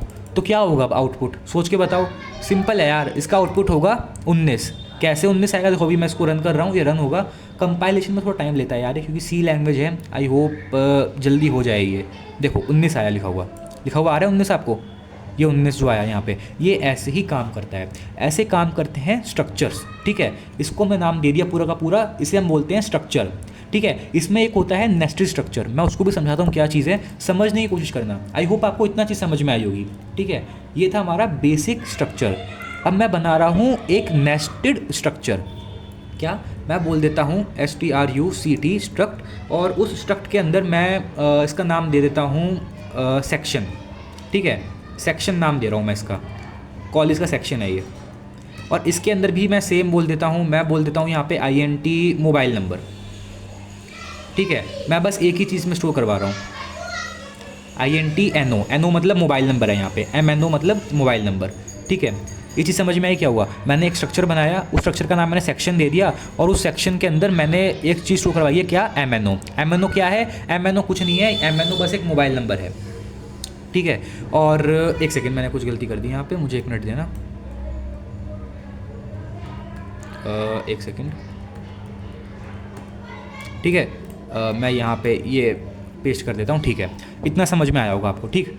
अब मैं क्या करूँगा, अगर मैं इस स्ट्रक्चर को इसके अंदर यूज़ करूँ, इस नीचे वाले के अंदर, तो वो कहलाएगा नेस्टेड स्ट्रक्चर। क्या बोला मैंने, अगर मैंने ऊपर वाले स्ट्रक्चर को मेरे नीचे वाले स्ट्रक्चर के अंदर यूज़ करा या फिर इनिशियलाइज़ करा, कुछ भी मैंने इसके अंदर छेड़छाड़ करी, तो वो कहलाएगा मेरा नेस्टेड स्ट्रक्चर।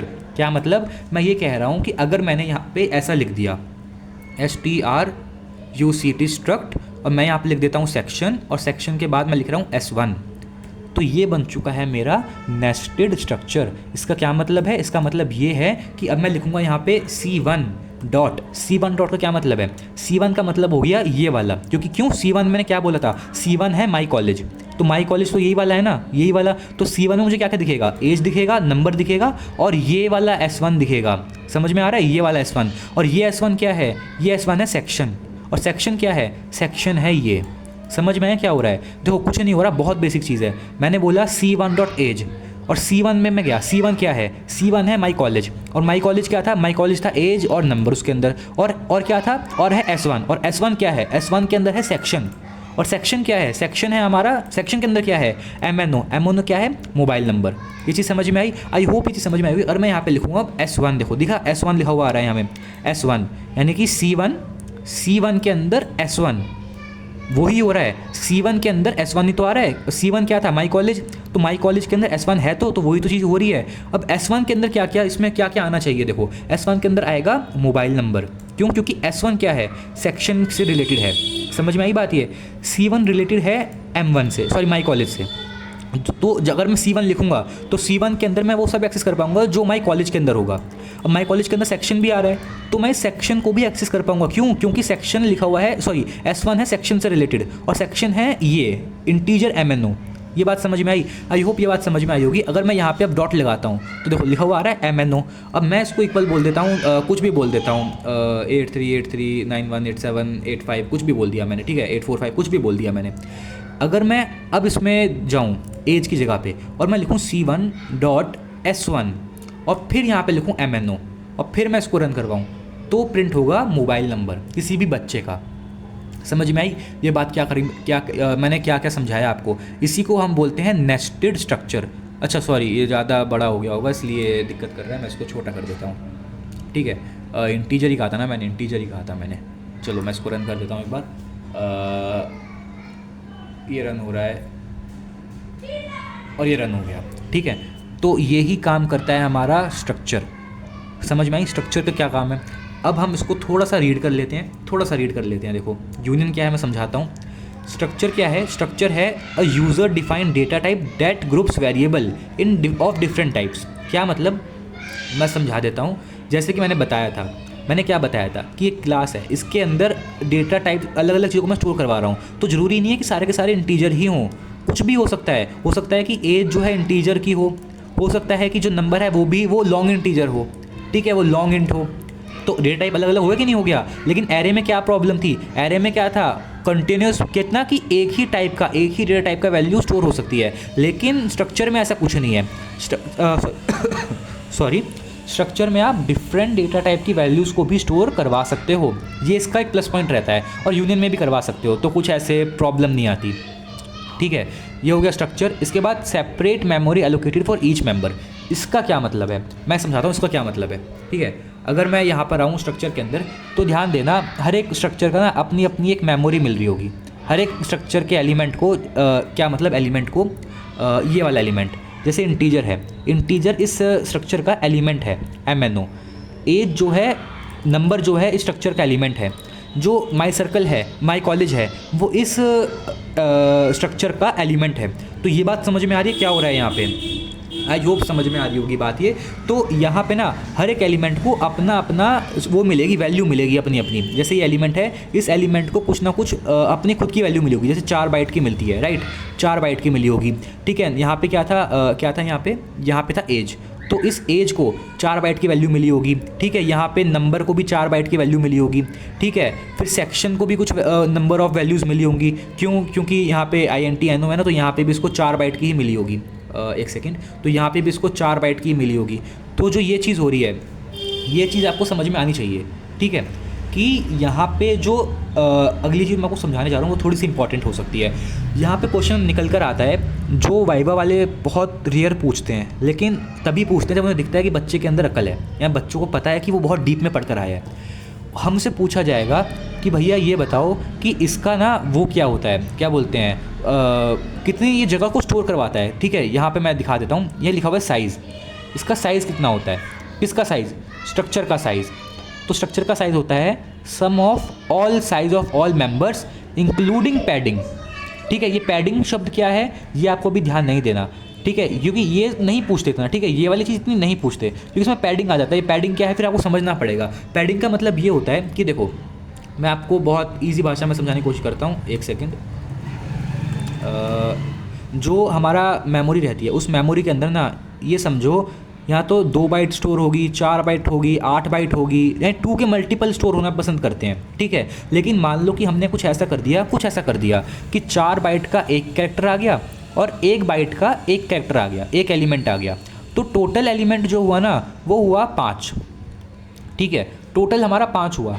तो आप बोलोगे कि स्ट्रक्चर का साइज़ भी 5 ही होना चाहिए, लेकिन ऐसा होता नहीं है। असल में कंप्यूटर ना कुछ एक्स्ट्रा बाइट्स को ऐड कर देता है और उसको 5 से 8 बना देता है, ठीक है। यानी सॉरी ये काफ़ी बुरा 8 बना है मेरा, यहाँ बनाता हूँ, 5 से 8 बना देता है, ठीक है। ऐसा क्यों करता है ये? ताकि कंप्यूटर स्लो ना हो जाए, क्योंकि वो ऑप्टिमाइज रहता है 2 की पावर्स पे काम करने के लिए। अब देखो बहुत डीप में मैं इसको नहीं जा रहा हूँ कि ऐसा क्यों होता है, ऐसा क्या होता है, पर पैडिंग का मतलब यही है कि जब कुछ एक्स्ट्रा बाइट्स को वो ऐड कर देता है ताकि कंप्यूटर स्लो डाउन ना हो, ऑप्टिमाइज रहे, तो उसी को हम पैडिंग बोलते हैं, ठीक है। इसलिए स्ट्रक्चर का साइज़ पूछते नहीं है नॉर्मली, लेकिन यूनियन का साइज़ पूछ लेते हैं, तो वो तो ईजी होता है, ठीक है, वो मैं समझा दूंगा।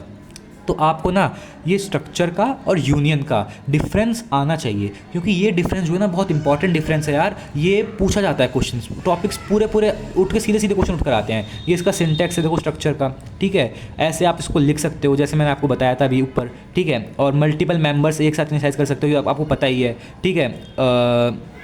अब इसके बाद हम आगे चलते हैं अपने यूनियन के ऊपर। आई होप स्ट्रक्चर समझ में आया होगा, ठीक है। स्ट्रक्चर समझ में आ गया। अब हम करते हैं यूनियन। मैं इस पूरे को कमेंट आउट कर देता हूँ और लिख देता हूँ यहाँ पे, एक सेकेंड।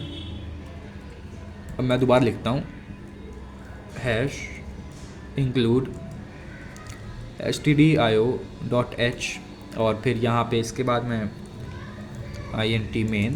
अब हम पढ़ रहे होंगे क्या, अब हम पढ़ रहे होंगे अपने यूनियन को।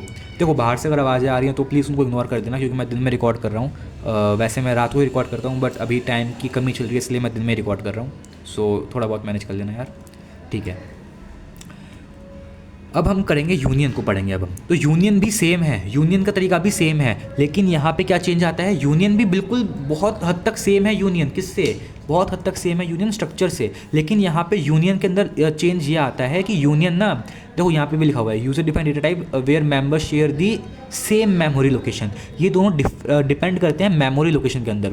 यहाँ पे सारे के सारे सेम मेमोरी लोकेशन में रहते हैं, लेकिन इधर जो होता है ना अलग अलग मेमोरी मिलती है। जैसा हमने मैलॉक और कैलॉक में पढ़ा था कि एक में क्या हो रहा है, एक में तो पूरी की पूरी मेमोरी मिल रही है कि सारे के सारे एलिमेंट यहाँ पर आ रहे हैं, ठीक है। लेकिन दूसरे में क्या होता है, दूसरे में पूरा का पूरा प्रॉपर वो बनते हैं भाई कंपार्टमेंट, कि भैया एक बंदा यहाँ पर आएगा, एक अगला यहाँ पर आएगा, अगला यहाँ पर आएगा, अगला यहाँ पर आएगा। लेकिन यूनियन में क्या होता है कि सारे के सारे यहीं पर आ रहे हैं, कोई भी कहीं भी आ जाए, कि जो पहले आएगा वो पहले पाएगा भैया, जिसने पहले आके ऑक्यूपाई कर दीजिएगा वो वहाँ पे जाके स्टोर हो जाएगा, फिर जब अगला बंदा आएगा तो फिर तब देखेंगे। लेकिन यहाँ पे क्या है, यहाँ पे पहले से ही हमें पता होता है कि हर एक एलिमेंट अपने डिजायर्ड लोकेशन पे जाके स्टोर होगा। तो यहाँ पे इसलिए लिखा हुआ है कि देखो यहाँ पे लिखा हुआ है share the same memory location, यानी कि ये वाला एलिमेंट भी इसी मेमोरी में स्टोर हो रखा है, ठीक है। ये वाला भी यहीं पे स्टोर हो रखा है और ये वाला भी स्टोर हो रखा है यहाँ पे। लेकिन यहाँ पे ऐसा नहीं है, स्ट्रक्चर में ऐसा नहीं होता। एलिमेंट ए जो है वो यहाँ पे स्टोर हो रखा है, और तो एलिमेंट बी यहाँ पे हो रखा है, और एलिमेंट सी यहाँ पे, एलिमेंट डी यहाँ पे। लेकिन यहाँ पे यहीं पे ए हो रखा है, यहीं पे बी हो रखा है, यहीं पे सी हो रखा है, यहीं पे डी हो रखा है। तो ये चीज़ होती है यूनियन के अंदर, लेकिन ये चीज़ नहीं होती है स्ट्रक्चर के अंदर। तो ये मेन डिफरेंस होता है। यहाँ पे लिखा हुआ भी है all member share the same memory location, और यहाँ पे साइज रहता है size of the largest member, यानी कि साइज ऑफ यूनियन। यूनियन का साइज़ होता है कि जितना बड़ा मेंबर है उसके अंदर। क्या मतलब है मैं समझाता हूँ आपको अभी आगे चल के। मैं इस पर आता हूँ। देखो मैं बना रहा हूँ यहाँ पे यूनियन, यूनियन माई यूनियन, ठीक है, माई यूनियन या फिर माई यूएन ही बना देता हूँ यार, कुछ भी कर लो। और मैं यहाँ पे बोल देता हूँ int एज बराबर, या int एज और int नंबर, ठीक है। मैंने वही बनाया, और मैं यहाँ पे क्या करूँगा, मैं यहाँ पे भी सेम तरीके से, एक सेकंड देना मुझे, मैं यहाँ पे भी सेम तरीके से इसको अब क्या करूँगा, एक नाम से कुछ पुकारूँगा। क्या बोलूँगा, मैं बोलूँगा यूनियन, और यूनियन के बाद लेट्स से यूनियन का नाम मैं क्या दूँ, एक सेकेंड, UNION, यूनियन माई यूनियन, और मैं इसको बोल देता हूँ U1, ठीक है। मैं बस ऐसे एग्जांपल दे रहा हूँ U1। अगर मैं बोलूँ यहाँ पे U1.age बराबर 19, ठीक है, और फिर मैं प्रिंट करवाऊँ यहाँ पे printf %d, और फिर यहाँ पे जाके अगर मैं लिख देता हूँ U1.age, और फिर मैं इसको बंद करके रन करवाता हूँ, तो यहाँ पे क्या प्रिंट होगा, सोच के बताओ क्या प्रिंट होना चाहिए। यहाँ पे प्रिंट होगा आपका 19। क्यों प्रिंट होगा 19? क्योंकि हमें पता है कि एक सेकेंड, कुछ गलती होगी क्या मुझसे, यहाँ पे U1.age 19 है, इंटीजर माई U1.age, ओ रियली सॉरी, मैंने यहाँ पे ये लगा दिया। मैं क्या कर रहा हूँ, देखो मैं अभी आपको उसको रन करके दिखाता हूँ। तो अगर मैं इसको अभी दिखाता हूँ कि क्या वैल्यू आएगी, तो यहाँ पे वैल्यू आनी चाहिए 19, जो कि बिल्कुल 19 वैल्यू सही आई है। इसका क्या मतलब है, ये काम क्या स्ट्रक्चर और यूनियन में अंतर नहीं होता क्या? बिल्कुल होता है, लेकिन दोनों का काम सेम है क्या? लगभग दोनों का काम बिल्कुल सेम है, लेकिन दोनों का स्ट्रक्चर सेम नहीं होता, दोनों का क्या बोलते हैं, इंटरनल वर्किंग सेम नहीं होती। मैंने अभी समझाया। यहाँ पे जो 19 है जो इधर 19 है और जो ये, एक सेकंड मैं ऊपर कर दूं थोड़ा सा, जो यहाँ पे एज और नंबर है वो एक ही ब्लॉक में जाके जो एज और नंबर है वो एक ही ब्लॉक में जाके स्टोर हो गए होंगे, एज भी यहीं पे और नंबर भी यहीं पे। लेकिन स्ट्रक्चर में क्या था, स्ट्रक्चर में बना हुआ था भाई प्रॉपर कंपार्टमेंट की, एज यहाँ पे रहेगा, नंबर यहाँ पे रहेगा और कुछ और चीज़ लाओगे तो यहाँ पे रहेगी, तो इसलिए ये रहता है। तो यहाँ पे क्या होता है, जो साइज़ ऑफ यूनियन, ये चीज़ इंपॉर्टेंट है, ये वाली लाइन आपको याद, सॉरी ये वाली लाइन आपको याद होनी, ये वाली याद होनी चाहिए, किस इन दोनों का साइज़ आपको याद होना चाहिए, ये चीज़ इंपॉर्टेंट है, इसमें क्वेश्चन पूछे जाते हैं ये वाले बात पे, ठीक है। ये इंपॉर्टेंट चीज़ है, मैं इसको यहाँ पे मार्क कर रहा हूँ, ठीक है। आई होप आपको यूनियन और स्ट्रक्चर के बीच में बेसिक अंतर समझ में आया होगा। अगर आपको बेसिक अंतर समझ में आ रहा है तो आई होप बहुत ही आपका बढ़िया काम सही चल रहा है। तो आइए अब हम इसको नेक्स्ट उसमें चलते हैं। अब हमारी नेक्स्ट चीज़ निकल कर आती है फाइल हैंडलिंग। ये यूनियन मैंने बाद में लगा दिया, रियली सॉरी। फाइल हैंडलिंग, देखो दोस्तों, फाइल हैंडलिंग थोड़ी सी मुश्किल हो सकती है अगर हमने इसको डिटेल में नहीं समझा। तो अब मैं फ़ाइल हैंडलिंग पे आता हूँ। देखो यार, फ़ाइल हैंडलिंग जो है ना, आप जानो ना जानो, जाओ पढ़ के ना जाओ, फ़र्क नहीं पड़ता, लेकिन आपको एटलीस्ट ये वाली जो स्लाइड है आनी चाहिए। ये वाली स्लाइड बहुत इंपॉर्टेंट स्लाइड है, मैं लिख के दे देता हूँ। इस स्लाइड में से कम 3 नंबर का या फिर मैक्सिमम 5 नंबर का क्वेश्चन बनता है और बनेगा इस बार भी।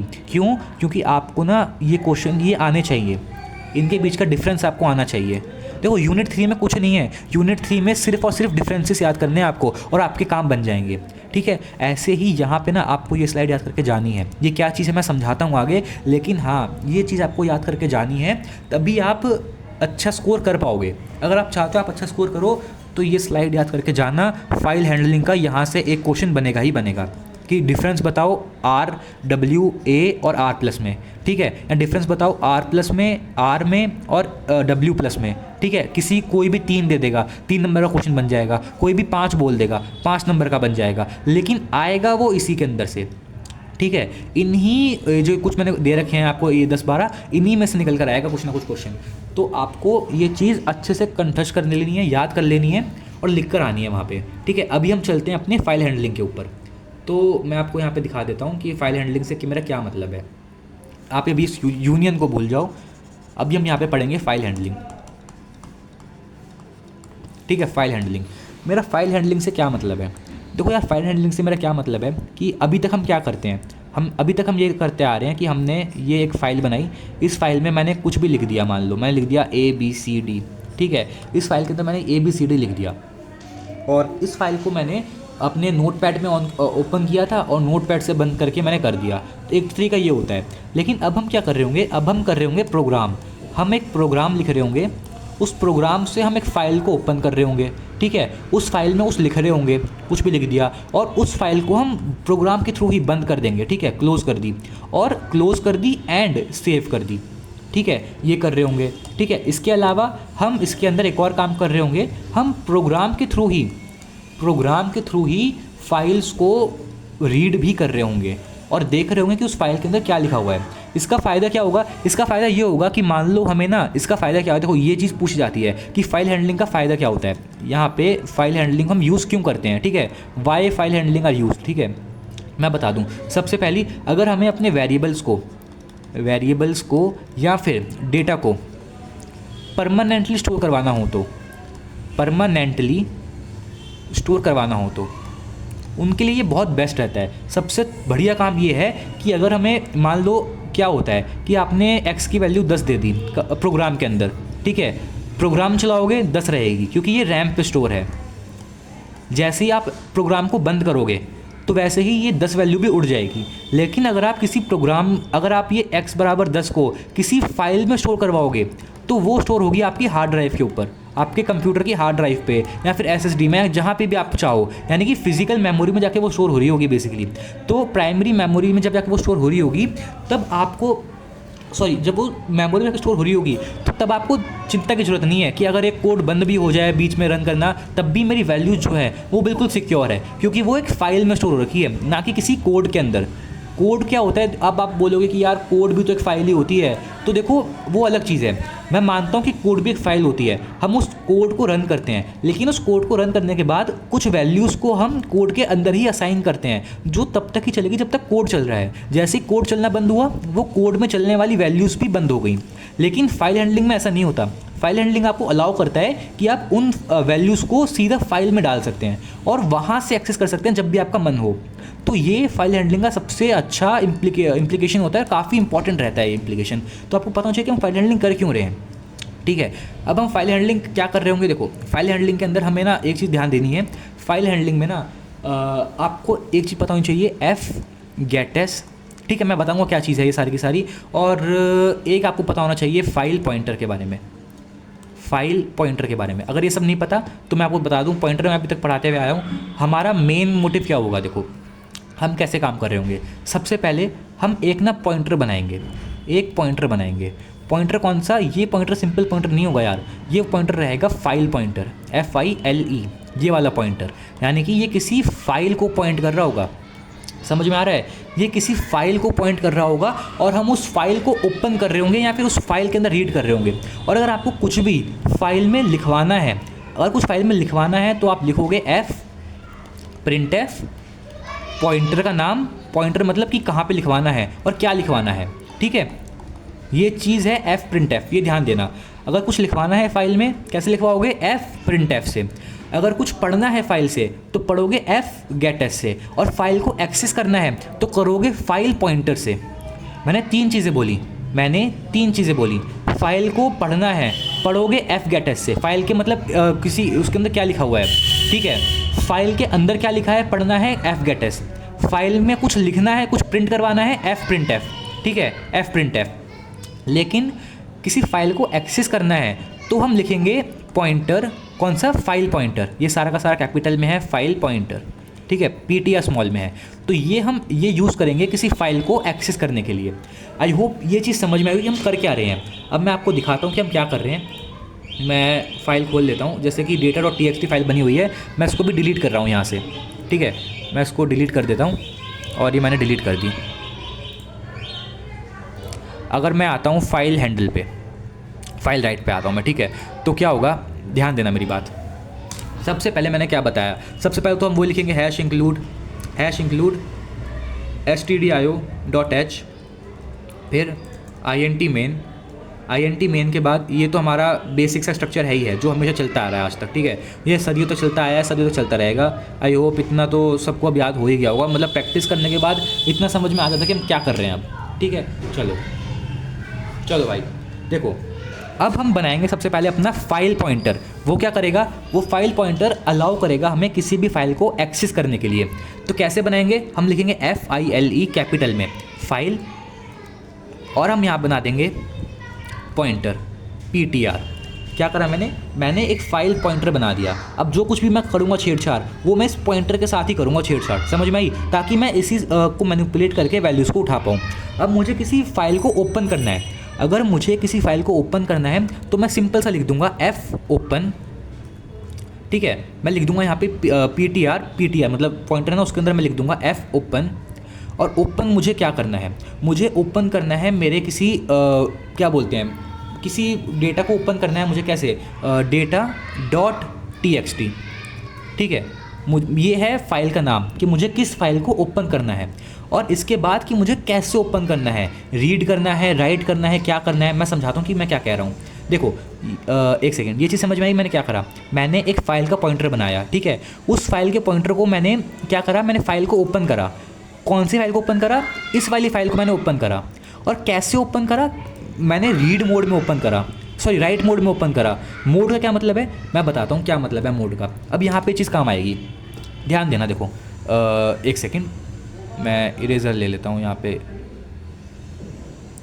ये बहुत गंदा हो गया, मैं इसको सबको साफ़ कर देता हूँ। एक सेकेंड, देखो ये चीज़ इंपॉर्टेंट है यार, ये चीज़ समझ के जाओ। अगर ये चीज़ समझ लोगे ना तो आपको फिर दिक्कत आएगी नहीं, क्योंकि लास्ट टॉपिक है। इसके बाद मैं एक प्रैक्टिस सेशन रखूँगा, उस प्रैक्टिस सेशन के अंदर ना मैं PYQs करवा रहा हूँ बहुत सारे। ठीक है, PYQs करवाऊँगा और बहुत कुछ करवाऊँगा, मतलब ये हो जाएगा कि आपका काम बढ़िया हो जाएगा एकदम से। तो अभी तो मैं मतलब आपको एक ओवरव्यू दे रहा हूँ कि चल क्या रहा है बेसिकली। अगर आपने पूरे लेक्चर्स देख लिया ना तो आप समझ जाओगे कि चल क्या रहा है। देखो ये होते हैं मोड, इसका मतलब है कि हमें कैसे ओपन करना है। अगर हम आर लिखेंगे मोड के अंदर तो इसका मतलब होगा कि हम केवल फाइल को रीड कर सकते हैं, राइट नहीं कर सकते उसके अंदर, हम कुछ भी लिख नहीं सकते, और फाइल पहले से होनी ही चाहिए। ठीक है, ये क्या मतलब है मैं इसको बाद में समझाऊंगा अभी, लेकिन आप बस अभी इतना समझो। इसका मतलब ये है, अगर मैंने यहाँ पे इधर जहाँ पे मैं W लिखा हुआ है, अगर मैंने W की जगह यहाँ पे R कर दिया, इसका मतलब ये होगा कि मैं किसी फाइल को, परमिशन मेरे पास केवल इतनी है कि मैं फाइल को देख सकता हूँ, फाइल में कोई चेंजेस नहीं कर सकता। ठीक है, और फाइल पहले से होनी चाहिए। ठीक है, ये काम होता है आपका रीड का। मैंने लिखा है W का काम है कि आप रीड नहीं कर सकते फाइल को, आप राइट कर सकते हो, और फाइल पहले से चाहे हो चाहे ना हो फ़र्क नहीं पड़ता, अपने आप मैं बना लूँगा। इसका मतलब है कि अगर तो फाइल हुई तो भी बल्ले बल्ले, नहीं हुई तो मैं अपने आप बना लूँगा। तो हम ये यूज़ कर रहे हैं राइट मोड, समझ में आ रहा है? राइट मोड यूज़ कर रहे हैं। इसका क्या काम है, हमें ये चीज़ों को अभी लिखना है तो हमें क्या यूज़ करना पड़ेगा, राइट मोड। अगर हमें पढ़ना होता हमें केवल, तो क्या यूज़ करते हैं, रीड मोड। ऐसे ही अगर हमें कुछ भी लिखना है, कुछ भी करना है, तो हम R+ का भी यूज़ कर सकते हैं, W+ का भी यूज़ कर सकते हैं। इसका क्या फ़ायदा है, इसमें आप चाहे रीड करो चाहे इसमें आप राइट करो, फ़र्क नहीं पड़ता, इसमें आप दोनों चीज़ें एक साथ कर सकते हो। ठीक है, ऐसे ही W+ में भी रीड भी कर सकते हैं, राइट भी कर सकते हैं, और फाइल पहले से हो ना हो प्रॉब्लम नहीं है, बन जाएगी फाइल पहले से। ठीक है, ऐसे ही A+ में अपेंड करने के लिए, अपेंड मतलब कि लास्ट में हमें चीज़ों को ऐड करना है, और RB मतलब, ये बिन का मतलब है बाइनरी फाइल्स, यहाँ पे बिन का मतलब है बाइनरी फाइल्स।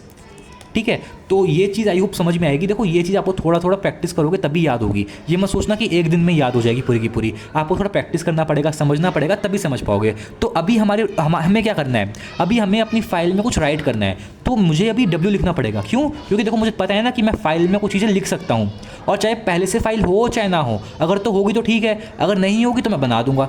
ठीक है, अपने आप बन जाएगी, मतलब कोड में। अब मैं देखो, मैं आपको चाहता हूँ चीज़, देखो आप यहाँ पे आपको कहीं कहीं data.txt दिख रही है क्या? data.txt आपको कहीं नहीं दिख रही होगी, नहीं दिख रही ना कहीं भी यहाँ पे, लेकिन जैसे ही मैं इस कोड को रन करूँगा ये अपने आप बना देगा इसको। ठीक है, चलो मैं आपको भी रन करके दिखाऊंगा बाद में, लेकिन मैंने यहाँ पे अभी अपनी फाइल को ओपन कर लिया। अब मुझे क्या करना है, अब मुझे प्रिंट करवाना है अपनी फाइल के अंदर, तो मैं क्या यूज़ करूँगा, प्रिंट एफ यूज़ करूँगा। क्या, कहाँ पे मैं प्रिंट करवाना चाहता हूँ, मैं चाहता हूँ मेरे पॉइंटर की जगह पे प्रिंट हो जाए। और क्या प्रिंट हो जाए, हेलो IPU नेक्स्ट। ठीक है, हेलो IPU नेक्स्ट, मैं कुछ भी लिख देता हूँ यार यहाँ पे, दिस इज़ अभिजीत सिंह। ठीक है, मैंने लिख दिया, और मैं इसको बंद कर रहा हूँ यहाँ पे सेमीकोलन देके, और फिर मैं फाइल को क्लोज़ कर देता हूँ। क्लोज़, क्या क्लोज़ करना है मुझे, फाइल को क्लोज़ करना है मुझे अपनी। ठीक है, मैंने क्या करा, सबसे पहले मैंने फाइल से एक पॉइंटर बनाया। ठीक है, ये 4 लाइनें आज समझ लो यार, अगर ये 4 लाइन समझ गए आप तो काम आपका काफ़ी ईजी हो जाएगा। मैंने क्या करा, एक फ़ाइल बनाई, उस फाइल में एक पॉइंटर बनाया, उस पॉइंटर का यूज़ करके मैंने फ़ाइल को ओपन कर लिया, और उस फाइल को ओपन करने के बाद अगर तो ये होता है कि मैंने कौन सी फाइल को ओपन करना है, और ये होता है कि मुझे कैसे ओपन करना है, रीड करना है, राइट करना है, अपेंड करना है, क्या करना है। ठीक है, तो यही चीज़ होती है बेसिकली। फिर ये होती है printf मतलब मुझे लिखना है फाइल के अंदर, तो मैं ये यूज़ करूँगा। और मैंने यहाँ पे PTR क्यों लगाया, मैंने PTR यहाँ पे इसलिए लगाया क्योंकि मुझे कहाँ पे लिखना है यार, मुझे फाइल में लिखना है, और फाइल कहाँ पे है, फाइल तो ये वाली है, लेकिन इसका पॉइंटर कौन सा है, इसका पॉइंटर PTR है। तो मैं जो कुछ भी करूँगा वो मैं PTR में कर रहा हूँ। ठीक है, ये समझो PTR आपका एक वेरिएबल बन चुका है जिसके अंदर आपके फाइल का पूरा एक्सेस दे रखा है मैंने। ठीक है, अगर मैं अब इसको रन करता हूँ, मैं रन करूँगा थोड़ा सा, अभी आप यहाँ पे फोकस करना, देखो अभी इधर फोकस करना, देखते रहना, यहाँ पे data.txt अपने आप बन जाएगी। देखो अभी बनेगी थोड़ी देर में, तो टाइम लगा रन होने में यार, C प्रोग्रामिंग है, आई डोंट नो इतना टाइम क्यों ले रहा है। ये देखो, ये देखिए फाइल बन गई। अगर मैं यहाँ पे खोलूँ तो लिखा हुआ आ रहा है hello IPU next, this is Abhijit Singh. तो क्या हुआ, मैंने अपने प्रोग्राम से एक फ़ाइल बना दी किसी और जगह पे। ठीक है, ये चीज़ समझ में आई क्या हो रहा है। तो ऐसे हम फाइल को बना सकते हैं। फाइल को बनाया मैंने, और फाइल को बनाने के बाद मैंने उसमें कुछ राइट करा मैंने, मतलब लिखा मैंने, क्या लिखा मैंने, hello this is Abhijit Singh लिखा हुआ है, मैंने इसको राइट करा। मैं कुछ और करता तो कुछ और होता। तो ये तो हो गया कि कैसे हम किसी चीज़ को राइट कर सकते हैं। अब हम देखते हैं कि कैसे हम चीज़ों को रीड कर सकते हैं। हमने फाइल को देख तो लिया कि फाइल में हम कैसे लिखेंगे, केवल इन 4 लाइनों से। यकीन मानो सबसे ईजी कोड लेकर आया हूँ मैं यार, अगर ये इतना ईजी कोड ना, मतलब शायद बहुत ही आसान चीज़ें समझ जाओगे। मैं दोबारा समझाता हूँ, क्योंकि देखो पहली बार जब मैंने पढ़ा था मुझे भी दिक्कत आई थी, तो हो सकता है बच्चों को भी दिक्कत आए। देखो फाइल, ये क्या काम करता है, ये हमें बताता है कि एक स्पेशल पॉइंटर है जो केवल फाइल को ही हैंडल करता है। जैसे होता है ना INT integer pointer, character pointer, ये है फाइल पॉइंटर, यानी कि इसके अंदर केवल और केवल फाइल के कंटेंट्स ही स्टोर हो रहे होंगे। ठीक है। फाइल की लोकेशन इसमें स्टोर होगी, फाइल का मेमोरी एड्रेस इसके अंदर स्टोर हो रहा होगा। मैंने फाइल को ओपन करा, कौन सी फाइल को ओपन करा, ये वाली फाइल को मैंने ओपन करा data.txt को। और कैसे ओपन करा, W से ओपन करा। W का क्या मतलब है यहाँ पे, W का मतलब है यहाँ पे ये वाला, W मतलब राइट ओनली, रीड नहीं कर सकता मैं इसको, ठीक है। और अगर मुझे कुछ और करना होता तो मैं बिल्कुल कर सकता था, मैं रीड करना था मुझे R लिखता, मैं आगे मैं R ही लिखूँगा, मैं R का ही यूज़ करूँगा जब मैं इसको रीड कर रहा हूँ किसी फाइल को, ठीक है। चलो ये हो गया। इसके बाद अगली लाइन क्या पे है, f printf का मतलब कि मुझे कुछ प्रिंट करवाना है, लेकिन कहाँ पे, फाइल में प्रिंट करवाना है, तो मैं f printf का यूज़ करूँगा। और कहाँ पे करवाना है, फाइल में, तो पॉइंटर। और मैंने लास्ट में अपनी फाइल को क्लोज़ कर दिया। तो ये होता है मेरा फाइल में लिखने का तरीका, ठीक है। ये चीज़ समझ में आई, आई होप ये चीज़ समझ में आई होगी। अब हम आगे चल रहे होंगे अपने अगले उसके ऊपर, जो कि है हमारा फाइल handle.c, ठीक है। मैं इसको बंद कर देता हूँ। तो दोस्तों देखो, अभी हम देख चुके हैं कि फ़ाइल को हम राइट कैसे करते हैं फाइल के अंदर। अब हम देख रहे होंगे कि हम फाइल को रीड कैसे कर रहे होंगे। तो देखो, फाइल को रीड करने के लिए ना, एक सेकेंड, फाइल को रीड करने के लिए मैं चाहता हूँ कि आप ना एक चीज़ समझ लो, और वो चीज़ है fgetS को। आप एक बार fgetS को अपना दोस्त बना लो। किसको, एक सेकेंड 1 मिनट, अगर मैं अपनी स्लाइड शो को शुरू करता हूँ फ्रॉम बिगिनिंग, और 2 मिनट देना। हाँ देखो, यहाँ पे इसको भूल जाओ यूनियन को। अगर मैं बोल रहा हूँ कि मुझे क्या जानना है, मुझे fgetS को अच्छे से समझना है, तो ध्यान से सुनो। ये ना 3 वैल्यूज़ को लेगा, 1 2 और 3, ठीक है। ये 3 वैल्यूज़ को ले रहा होगा। सबसे पहली वैल्यू कौन सी है, सबसे पहली वैल्यू कि भैया मैं जो पढ़ रहा हूँ, देखो इसका काम क्या है, इसका काम है किसी फाइल के पास जाना, कोई फाइल है उस फाइल के पास जाना, इसका काम ये है। उस फाइल के पास जाके लाइन बाय लाइन कंटेंट को उठाना और आपको प्रोवाइड करवाना, ठीक है, इसका काम ये है। तो ये बोल रहा है कि जो मैं चीज़ पढ़ रहा हूँ, पहली आर्ग्यूमेंट, 3 आर्ग्यूमेंट लेगा ये, ठीक है। तो ये बोल रहा है कि जो मैं चीज़ पढ़ रहा हूँ वो मैं कहाँ पे स्टोर करवाऊँ।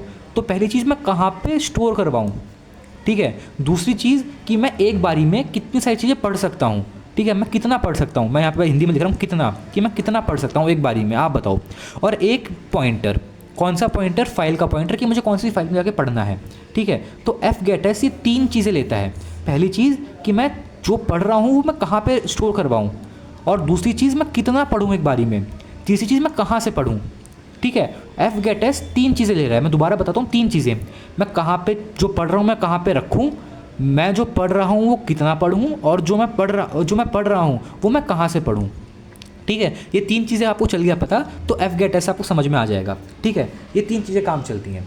अगली चीज़, fgetS जब तक तो पढ़ रहा है तब तक कुछ ना कुछ वैल्यूज़ रिटर्न कर रहा होगा। क्या रिटर्न कर रहा होगा, जो भी वो पढ़ रहा है, ठीक है, वो रिटर्न कर रहा है।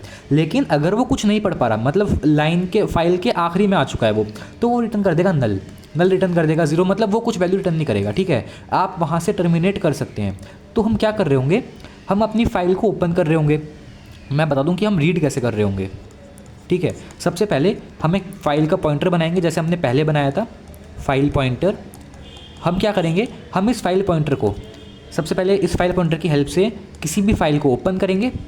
जैसे कि हमारे केस में फ़ाइल थी data.txt, तो हम इस फाइल को ओपन कर रहे होंगे, ठीक है, ओपन कर रहे होंगे। और ओपन कर रहे होंगे रीड मोड के अंदर, क्योंकि हमें रीड करना है, राइट। तो रीड मोड में ओपन कर रहे होंगे पॉइंटर के साथ में। हमने ये करा, सबसे पहले पॉइंटर बनाया, उसको हमने रीड मोड में ओपन करवाया। दूसरी चीज़, अब हम ना यहाँ से fgetS का यूज़ कर रहे होंगे कि हम कुछ तो रीड कर रहे होंगे, उसको कहाँ स्टोर करवाना है, ठीक है, कितना करवाना है, कितना पढ़वाना है और कहाँ पे पढ़वाना है, और ये कुछ वैल्यू दे रहा होगा हमें बार बार। तो हम लगाएंगे एक वाइल लूप, कि भाई जब तक तुम पढ़ सकते हो तब तक पढ़ते रहो और हमें वैल्यूज़ को देते रहो, ठीक है। मैंने क्या बोला, हम लगाएंगे वाइल लूप fgetS के ऊपर, कि जब तक तुम किसी फाइल से डेटा पढ़ सकते हो पढ़ते रहो और हमें को वो डेटा वापस देते रहो, ठीक है। और जब आप किसी फाइल के एंड में पहुंच जाओगे तो आप नहीं पढ़ पाओगे, तो वाइल लूप टूट जाएगी, नल रिटर्न कर देगा, वाइल लूप टूट जाएगी 0 होने की वजह से। जैसी वाइल लूप टूटेगी हम फाइल को क्लोज़ करवा देंगे दोबारा से, ठीक है। फाइल को हम क्लोज़ करवा देंगे अपनी और एग्जिट ले जाएंगे वहाँ से। समझ में आया, हम कुछ ऐसा कर रहे होंगे। मैं आपको कोड में दिखाता हूँ कि हम क्या कर रहे हैं कोड के अंदर, ध्यान से देखो। सबसे पहले मैंने फाइल पॉइंटर बनाया, जैसे मैंने पहले बनाया था, ये चीज़ समझ में आई, ठीक है। अगली चीज़, हमने कैरेक्टर लाइन, इसका क्या मतलब है, ये एक वेरिएबल है जहाँ पे जो कुछ भी हमारा पॉइंटर पढ़ रहा होगा, इसको अभी भूल जाओ, इस लाइन को भी भूल जाओ, क्या है ये, इसको भूल जाओ, अभी इस पर ध्यान मत देना, मैं समझाऊंगा क्या लिखा हुआ है मैंने, अभी केवल इतना ध्यान दो। ये है कि जो एफ गेट एस पढ़ रहा होगा, एफ गेट एस कुछ तो पढ़ रहा होगा ना, तो वो कहाँ पे स्टोर करवाएगा चीज़ों को, तो वो वेरिएबल है ये कि भैया जो कुछ भी तुम पढ़ रहे हो उसको यहाँ पे स्टोर करवा दो। ठीक है, ठीक है, बहुत अच्छी बात। अब हम करेंगे वाइल लूप। मैंने बताया ना वाइल लूप लगा रहे होंगे। वाइल लूप क्यों? क्योंकि एफ गेट एस क्या कर रहा है, एफ गेट एस बोल रहा है कि भैया मैं कहाँ पे चीज़ों को रखूँ, अपनी जो मैं पढ़ रहा हूँ उसको मैं कहाँ पे स्टोर करवाऊँ, तो आप उसको यहाँ पे स्टोर करवाओ, और मैं कितना पढ़ूँ, तो चाहो तो आप यहाँ पे जितनी साइज़ है, देखो जितनी वैल्यू इसमें आप पढ़ तो उतना ही पाओगे ना जितना आप इसमें स्टोर करवा सकते हो। मैं ये बोल रहा हूँ कि आप देखो सिंपल सी बात है कि भाई मैं मानता हूँ कि तू जो है एक बारी में 1,00,000 कैरेक्टर भी पढ़ सकता है, मैंने मान लिया कि 1,00,000 कैरेक्टर भी तू पढ़ सकता है एक बारी में, लेकिन जब मैंने आपको केवल इतनी जगह दी है कि आप केवल 100 कैरेक्टर ही एक बारी में स्टोर करवा सकते हो, तो क्यों ना आप 100 कैरेक्टर ही पढ़ो एक बारी में। मैं ये कह रहा हूँ कि भैया मैं मानता हूँ आपकी कैपेसिटी बहुत ज़्यादा है करने की, लेकिन मुझे केवल अभी 100 की नीड है, क्योंकि मैं 100 ही अपने पास रख सकता हूँ, तो आप 100 ही काम करोगे ना। तो वही चीज़ यहाँ पे हो रही है कि मैंने अभी केवल 100 ही अलाउ कर रखा है कि एक वेरिएबल में केवल 100 ही चीज़ें स्टोर हो सकती हैं। ठीक है, यानी कि 100 कैरेक्टर्स में स्टोर हो सकते हैं, तो इसलिए मैं केवल उतना ही पढ़ूंगा जितना उसमें स्टोर हो सकता है। ठीक है, वही चीज़ यहाँ पे हो रही है कि यहाँ पे वो इतना ही पढ़ रहा है जितना हम स्टोर करवा सकते हैं, और कितना करवा सकते हैं 100। तो चाहो तो आप यहाँ पे साइज़ लिखो या फिर यहाँ पे आप 100 लिखो, वो आपके ऊपर डिपेंड करेगा। इसके बाद फाइल पॉइंटर, ये फाइल पॉइंटर क्या है, ये फाइल पॉइंटर है वो वाला पॉइंटर जो हमने बनाया था कि हमें कहाँ से पढ़ना है।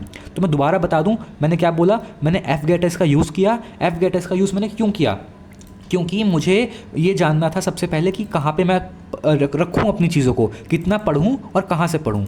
और जैसे ही मैं मान लेते हैं कि मैंने एक लाइन पढ़ ली, इसने एक लाइन पढ़ ली, वो लाइन पढ़ने के बाद जो हमारा प्रिंट एफ है वो प्रिंट करवा देगा। देखो ध्यान से देखो, ये प्रिंट एफ है, यानी कि ये कंसोल पे प्रिंट करवाएगा, किसी फाइल में प्रिंट नहीं करवा रहा होगा। प्रिंट एफ है, एफ प्रिंट एफ कहाँ करवाता है, फाइल में प्रिंट, और प्रिंट एफ कंसोल में प्रिंट, यानी आउटपुट स्क्रीन के ऊपर प्रिंट करवाएगा। तो हम बारी बारी उस लाइन को प्रिंट करवा लेंगे जो कि वो पढ़ रहा है। ये समझो कि उसने कुछ पढ़ा, हमने प्रिंट करवा दिया, उसने दोबारा कुछ पढ़ा, फिर हमने दोबारा प्रिंट करवा दिया, उसने दोबारा से पढ़ा, हमने दोबारा से प्रिंट करवा दिया, तो यही काम चलता रहेगा।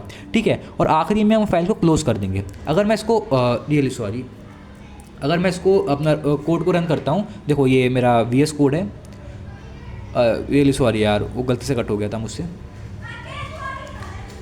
ठीक है, इसमें क्या था कि मैंने इसको क्लोज़ कर दिया। क्यों क्लोज़ कर दिया, क्योंकि हमारा काम हो चुका है। अब ये वाली लाइन जो मैंने कमेंट आउट करी थी, इसका क्या मतलब है, इसका मतलब ये है कि देखो अगर तो ये डेटा, सुनो मेरी बात ध्यान सुनो, अगर तो ये फाइल एग्जिस्ट करती है तो खुल जाएगी, लेकिन अगर एग्जिस्ट नहीं करती होगी ना तो ये देगी नल कैरेक्टर देगी।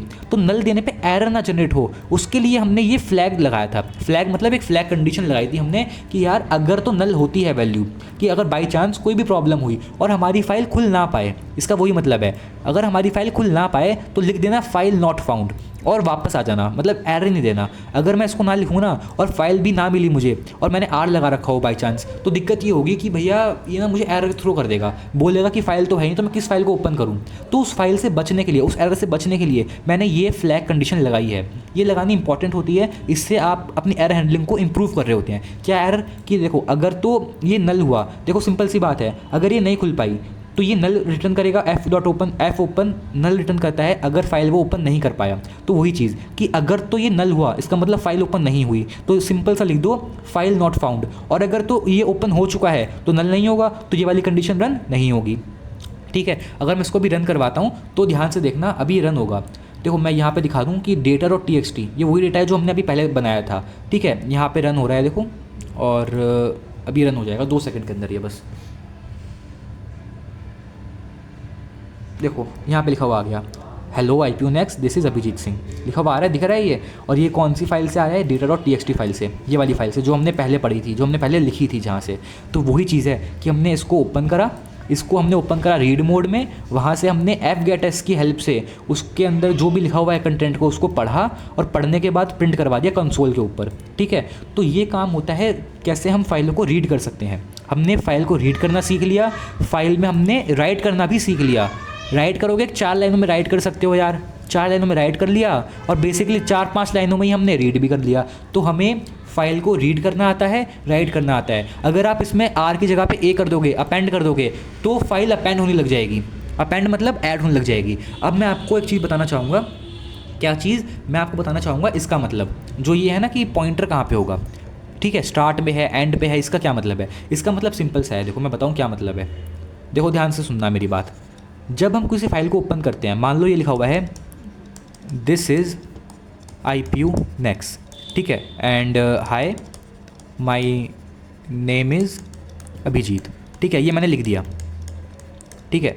अब ये एक फ़ाइल है, अब फाइल पे ना कर्सर को देखना, कर्सर, ये कर्सर हमेशा फाइल कर्सर एंड पे है, लेकिन जब हम देखो, जब हम करते हैं, देखो ये लिखा हुआ है ना मैंने कि जब हम करते हैं स्टार्ट, जब हम स्टार्ट करते हैं, सॉरी, जब हमारा रीड करते हैं, जब हम किसी भी चीज़ को रीड कर रहे होते हैं, जब हम रीड कर रहे हैं तो रीड करने का हमारा मतलब सिंपल सा है कि कर्सर जो होगा वो स्टार्ट पे होगा।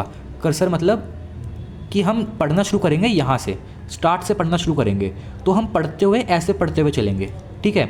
अगर मैं दिखाना चाहूँगा और अच्छे से तो इसका मतलब ये है, अगर मैं data.txt को खोलूँ तो जो ये है, ये जो आपको टिमटिमाता दिख रहा है ना कर्सर, ये कर्सर स्टार्ट पे होता है अभी बाय डिफ़ॉल्ट। अगर आप किसी चीज़ को रीड कर रहे हो तब भी ये ऐसे रीड करता है, ऐसे रीड करते हुए चलता है आगे की तरफ ये, ठीक है। लेकिन जब हम किसी चीज़ को राइट करते हैं तो राइट में भी स्टार्ट पे ही होता है कर्सर। तो अगर मैं कुछ राइट करूँगा ना, कुछ और राइट करूँगा तो कर्सर तो यहाँ पे होगा, देखो इधर, तो ये कुछ भी इसको ओवरराइट कर देगा पूरे के पूरे को। लेकिन जब हम अपेंड कर रहे होते हैं, देखो ये ए दिख रहा है आपको, ए, तो ए में होता है एंड, ये हम अपेंड के लिए यूज़ करते हैं। अब देखो ये एंड का क्या फ़ायदा होगा, एंड का फ़ायदा ये होगा कि जो भी नया डेटा आएगा वो यहाँ से ऐड होना शुरू होगा, एंड से। समझ में आ रहा है कि जो डेटा होगा वो यहाँ पे एंड से ऐड होना शुरू होगा। लेकिन स्टार्ट का मतलब है कि डेटा स्टार्ट से ऐड होना शुरू हो जाएगा।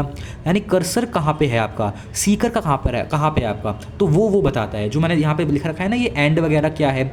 और ये ओवरराइट का मतलब है कि क्या ओवरराइट कर सकता है, हाँ कर सकता है। ओवरराइट मतलब उसको लिख सकता है कि दोबारा से, कि जो भी उसमें लिखा हुआ है, मतलब देखो जैसे अब रीड है तो रीड में आप किसी फाइल को बदल नहीं सकते, तो क्या वो ओवरराइट कर पाएगा, कभी भी नहीं कर पाएगा ओवरराइट। तो वही चीज़ लिखी हुई है। और इसका मतलब है कर्सर कहाँ पे होता है आपका, स्टार्टिंग में, एंडिंग में, या फिर कहाँ पे कर्सर है आपका। हमेशा या तो कर्सर आपका स्टार्ट पे होगा या फिर एंड पे होगा। एंड में है इसका मतलब आप डेटा को ऐड कर सकते हो किसी भी फाइल के अंदर।